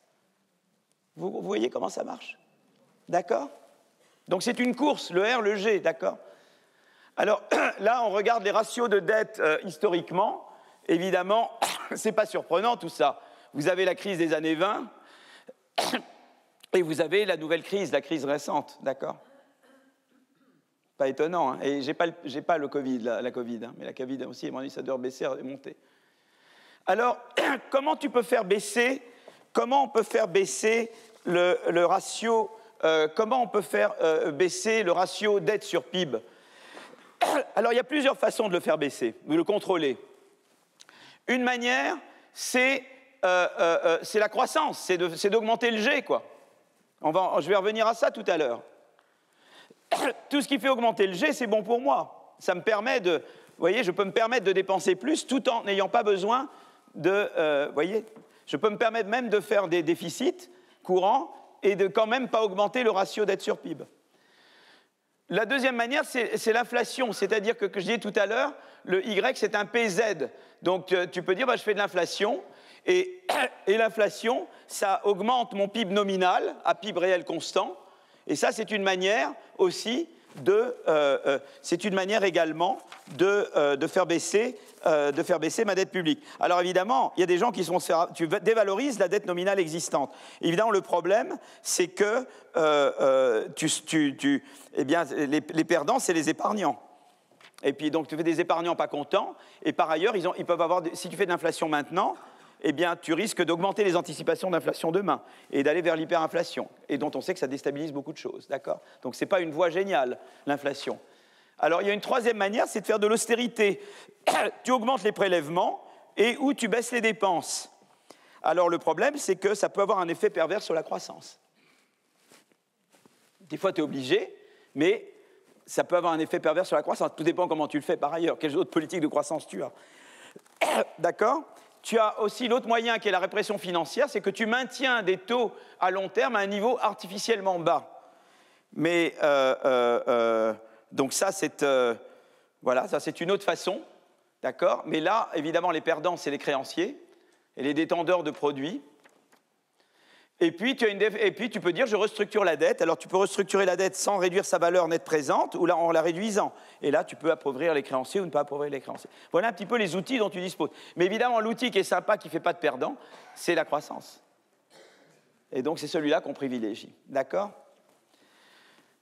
Alors, je veux quand même aller assez rapidement je voulais juste vous apprendre quelque chose que c'est qu'une prime de risque. Tout à l'heure, j'ai parlé du X. Qu'est-ce que c'est que la prime de risque? Eh bien, voilà, je vais vous le montrer très simplement, ça c'est grâce à Pisani. Donc, supposez que l'État emprunte 100 et la probabilité qu'il ne rembourse rien est N. Eh bien, tu sais que ce que tu vas avoir de l'État, c'est 100 avec probabilité 1 moins N et 0 avec probabilité N. Eh bien, pour compenser ce risque, les investisseurs vont demander, au-dessus du taux d'intérêt, une prime de risque ρ, telle que 1 plus I fois 1 plus ρ, qui est plus ou moins 1 plus I plus ρ, eh bien, fois E de P devrait être égal à la même chose que s'ils avaient pour sûr le I 100 avec le I. Et ça, c'est la prime de risque. Et tu vois que la prime de risque, elle est directement liée à la probabilité d'insolvabilité. Plus tu penses que l'État est insolvable, plus tu demandes une prime de risque. Et l'écart entre le I et le ρ, qui est l'écart entre le I et le I plus ρ, quoi, entre le I et ça, si vous voulez, enfin, entre 1 plus I et 1 plus et ça, c'est ce qu'on appelle le spread, d'accord ? Et pour certains pays, vous voyez par exemple, crise de l'euro, évidemment, crise de l'euro, et tu vois pour certains pays, particulièrement l'Italie, l'Irlande, etc., évidemment, avec la crise de l'euro, tu vois, tu as eu des alarmes, et tout d'un coup, le spread se met à augmenter, parce qu'on pense que le pays devient insolvable, ou a des grandes chances d'être insolvable. Et du coup, les investisseurs demandent un taux beaucoup plus élevé pour compenser par le fait qu'il y a une grosse probabilité de default. Donc, vous savez ce que c'est qu'un spread maintenant ? D'accord ? Quand vous verrez le mot spread, voilà, vous savez ce que c'est. Alors, je ne veux pas que vous gardiez trop longtemps, et donc ce que je vais faire maintenant, c'est que je vais directement passer. Oh là là, j'ai besoin d'aide. J'ai fait la bêtise que je ne devais pas faire. Attendez. Je crois que là. Attendez. Non. C'est super. Je passe à la dernière partie du cours. Voilà. Écoutez, c'est formidable. Je passe à la dernière partie du cours. Je reviens à Draghi. L'approche Draghi de la dépense publique. D'accord ? Et j'ai fait ça donc avec Ayman Manedi, je ne sais pas s'il est là aujourd'hui. Et voilà, à nouveau, le même. Je crois que c'est la même photo, hein, j'ai peut-être pas changé. C'est le même Draghi, mais pour deux choses différentes. Je vous avais mentionné dans mon premier cours, je crois, qu'on peut tout à fait réconcilier plus d'innovation et plus d'inclusivité par l'éducation. Mais on peut réconcilier plus d'innovation et plus de croissance verte en investissant dans l'innovation verte. Donc en tout cas, il faut investir. Voilà, donc on veut innover. Si on veut être comme les Américains, innover autant qu'eux dans les biotech, il faut investir. Si on veut, et il faut aussi éduquer. Vous voyez, la Barda, je vous avais raconté tout ce que la Barda, 12 milliards d'euros, nous, Rikiki, en Europe, hein, d'accord, pour ça, je vous avais dit. L'éducation, même chez nous, c'est trop dépendant des parents, et surtout en France, les tests PISA dégringolent, et la corrélation entre la performance PISA et le milieu social ne cesse d'augmenter en France. C'est évident que la grande réforme, à mon avis, du quinquennat prochain, ça doit être l'éducation. Je pense que ça doit être un des grands chantiers, quoi. Ça fait tout, ça fait l'intégration, parce qu'en fait, on a un énorme problème d'intégration en France. La France, c'est pas juste les gens sont braqués sur l'immigration, mais on ne s'est pas intégré, et on ne s'est pas intégré parce qu'on ne s'est pas éduqué. C'est ça le gros problème, hein. Voilà, donc si vous voulez, je reviens à ça maintenant, et ça va être la conclusion du cours. Comment je peux réconcilier la gestion de la dette publique, parce que je ne veux pas que mon petit B explose, d'accord, et le but ambitieux que nous nous sommes assignés d'arriver vers un capitalisme plus innovant, plus inclusif, plus vert. Tout ça, ça coûte de l'argent. Et de stopper cette désindustrialisation dramatique que dénonce Jérôme Fourquet dans son livre. Voilà. Donc il y a une vision qui est la vision austérité, qui est de dire, et on revient au débat que j'avais au début quand j'avais regardé les politiques contracycliques, c'est qu'il y a la vieille manière, les vieilles recettes de dire, voilà, on coupe à fond dans les bénéfices sociaux et dans les investissements publics, on réduit les impôts, on continue. Moi, je suis pour certaines réductions d'impôts encore. Sur les impôts de production, je pense qu'ils sont trop élevés. Mais l'idée, c'est de réduire encore beaucoup plus les impôts, de couper dans toutes les dépenses publiques et de penser que ça fait redémarrer la machine parce qu'on rétablit la profitabilité des entreprises. Ça, c'est une vision, d'accord ? Mais je ne pense pas que ça va vous donner plus d'éducation, je ne pense pas que ça va vous donner la réindustrialisation, je ne pense pas que ça va vous donner la flexisécurité, etc. L'autre vision, qui est celle de Draghi, c'est que lui sait que, évidemment, la solvabilité, que si j'ai G plus grand que R, eh bien, si G est plus grand que R, eh bien, je sais que, même si j'ai pas de E, ça me permet au B de baisser, même en faisant des dépenses publiques. Donc, ça, c'est la première chose. Je sais qu'il faut maintenir G plus grand que R. J'ai cette chance que les taux d'intérêt à long terme baissent. Je dois consolider le G plus grand que R et faire augmenter le G. D'accord ? Et l'idée là-dedans, c'est de dire, je rajoute à ça la croissance endogène que moi j'ai poussée, c'est-à-dire le G. Dans toutes les études existantes de la dette publique, le G est pris comme donnée. Mais le G, il est endogène. Le G, il dépend de ce que nous allons faire. D'accord ? Et donc, les investissements en éducation, en recherche, en DARPA, etc., vont affecter le G. Donc, ce qu'il faut faire, c'est de dire, voilà, eh bien, dans le SP, vous voyez, tout le problème, ce n'est pas juste le SP, c'est que ce qui manque là-dedans, c'est que alors, je vais mettre en fait plus d'été, d'accord? Je vais le mettre sous la forme plus, ça c'est le déficit en période T, déficit à la date T, alors à la date T. Mais le déficit d'été, tu peux le décomposer en dépenses de transfert et en dépenses de croissance. Ça, c'est des transferts, et ça, c'est des dépenses de croissance. Donc maintenant, ce qu'on fait avec notre ami Ayman, c'est qu'on reprend cette équation-là, mais on décompose le D en une dépense de croissance et une dépense qui n'est pas une dépense de croissance. Et ça change tout de faire ça, parce que du coup, je peux me permettre, non seulement je peux me permettre de faire du déficit, mais je veux faire une déficit, mais surtout centré sur du G, qui va augmenter le petit G, et qui du coup va donner encore plus d'oxygène pour encore pouvoir augmenter ses dépenses. Et vous voyez, et c'est une nouvelle logique qui arrive là. Parce que à chaque fois que je fais une dépense de croissance, j'augmente le G, qui me donne encore plus d'espace pour faire encore plus de dépenses, dont je vais prendre beaucoup de G pour faire réaugmenter le G, le petit G, etc., etc. Vous voyez comment je fonctionne? Voilà. Ça, c'est la nouvelle logique. C'est comme ça qu'il faut raisonner. Voilà.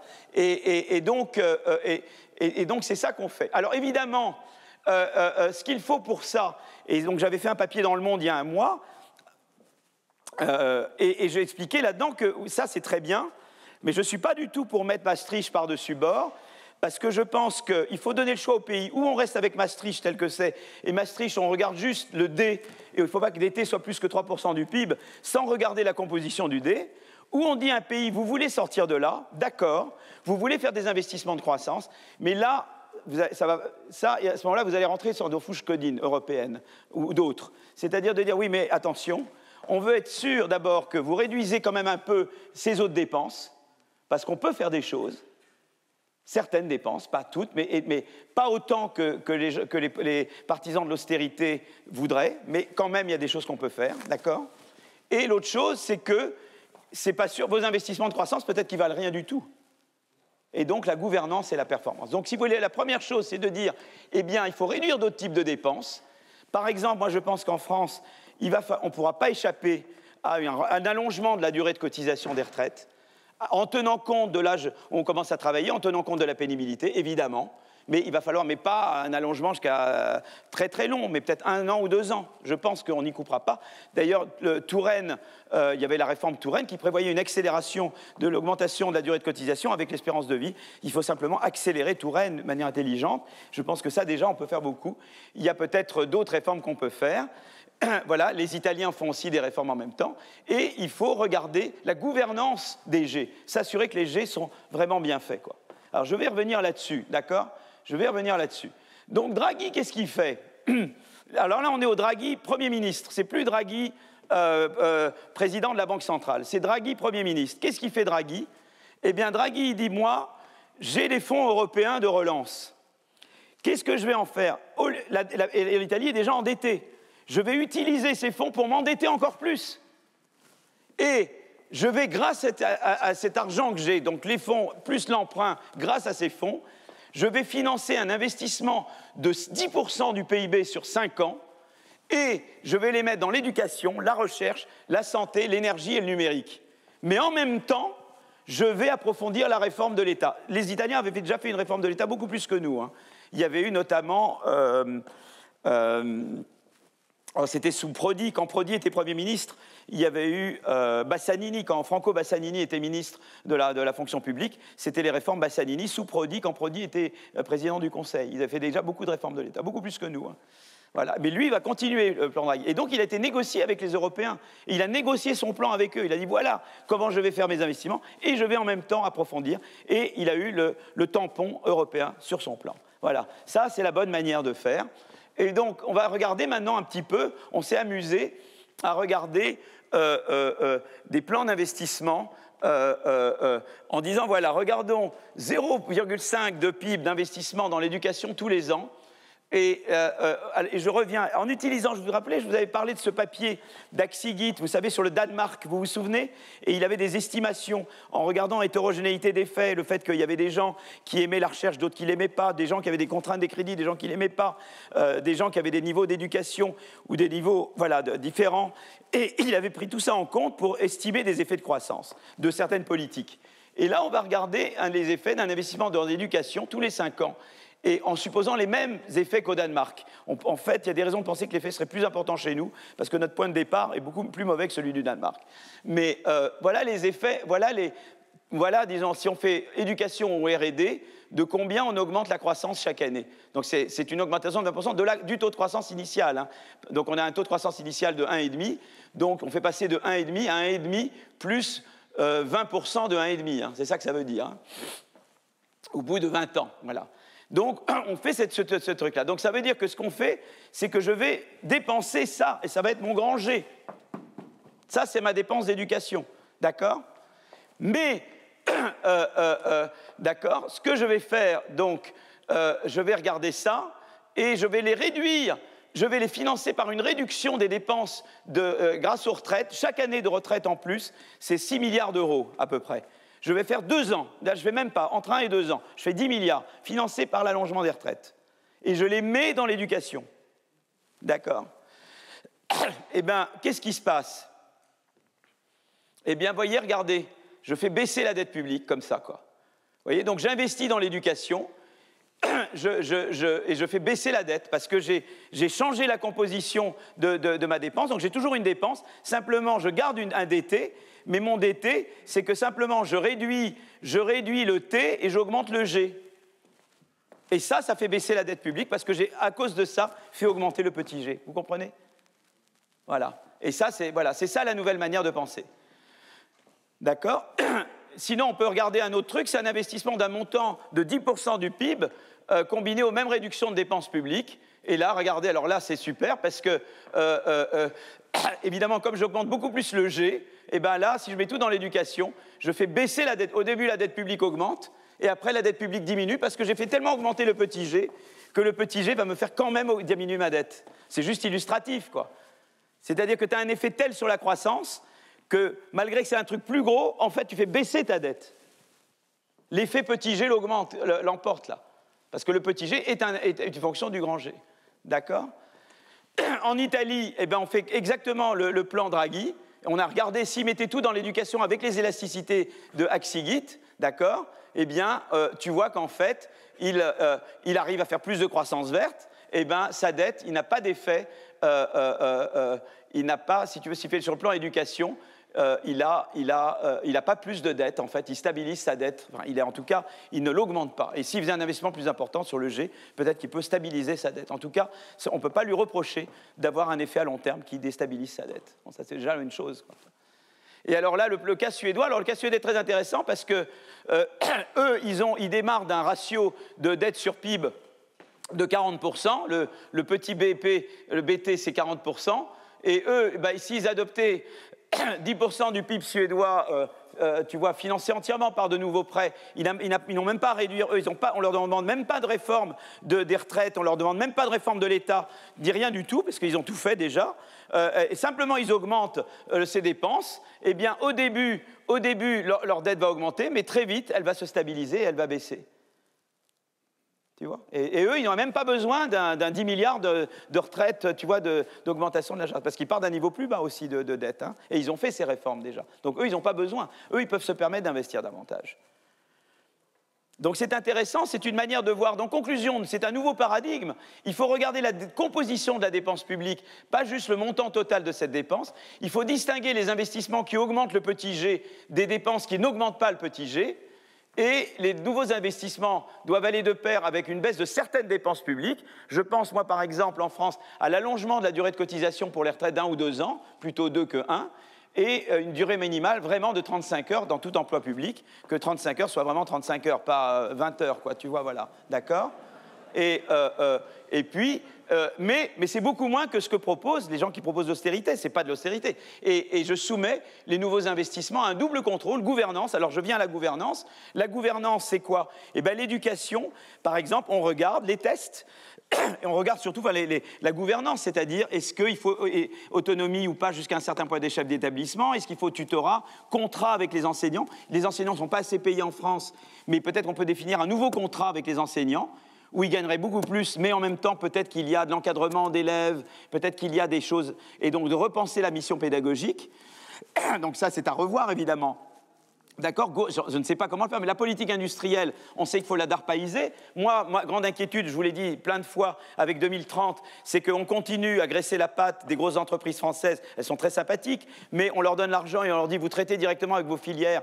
Il n'y a aucune darpaïsation pour le moment des investissements publics. Moi, j'aurais voulu qu'avec 2030, il y ait une nouvelle gouvernance des investissements, comme la DARPA ou comme la BARDA, dont je vous avais parlé, c'est un mélange de top-down et de bottom-up pour préserver la concurrence. Pour le moment, on donne à quelques gros et on les laisse se débrouiller, et ça a beaucoup de chances de ne pas marcher beaucoup, très bien.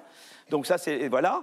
Et voilà, et que dans différents types d'investissements, on regarde la gouvernance de ces investissements. Voilà, ça c'est la première chose. Comme quand on a fait l'université, quand il y avait eu le plan des IDEX, le plan en 2010, 2011, il y avait eu la gouvernance des universités qui devait s'améliorer. Voilà, et donc on avait discuté de la gouvernance. Moi j'étais dans le jury IDEX, et donc il y avait différents candidats, universités candidates, enfin campus candidats, et ils devaient montrer qu'ils amélioraient leur gouvernance, sinon ils n'obtenaient pas l'argent. Donc il fallait que ce soit un transformateur, il faut qu'un investissement, il faut que le G soit transformateur. J'améliore le système d'éducation, il est beaucoup trop centralisé, il n'y a pas assez d'autonomie des chefs d'établissement, je darpaïse la politique industrielle, vous voyez, je dois gérer ça autrement. Et puis la deuxième chose, c'est la performance. On sait que par exemple, il y a les tests PISA, tous les tests sur l'école, il y a innovation, on a les brevets, la qualité des brevets, l'entrée de nouvelles entreprises innovantes, la croissance de la productivité. Tout ça, c'est des indices qui nous renseignent sur l'efficacité de l'investissement. Et donc, il faut que les pays acceptent de se soumettre à des critères de gouvernance et de performance. Et je pense que c'est sous cette condition-là qu'on peut dire, alors d'accord, vous ne prenez pas Maastricht complètement, on fait un Maastricht amélioré pour vous, avec ça, avec toutes ces conditions-là. Si vous ne voulez pas, vous restez à Maastricht maintenant. Voilà, donc vous avez le statu quo. C'est pour ça qu'il faut absolument garder le Maastricht maintenant, parce que vous ne voulez pas, comme on disait aux universités, vous ne voulez pas vous réformer, vous restez pauvre comme vous êtes maintenant. Vous voulez vous réformer, vous aurez de l'argent. Voilà. Donc, et donc, si vous voulez, je pense que là, c'est un nouveau paradigme, mais c'est un paradigme beaucoup plus exigeant, parce que ça veut dire que les pays se soumettent quand même au contrôle. Ils doivent faire ce qu'a fait Draghi, c'est-à-dire aller discuter avec les autorités européennes pour montrer qu'ils ont un plan viable et que ça fonctionne. Voilà. Et ça, je crois que c'est une nouvelle manière de voir les choses. Voilà un petit peu comment je crois que je conclus le cours à ce stade. Merci beaucoup.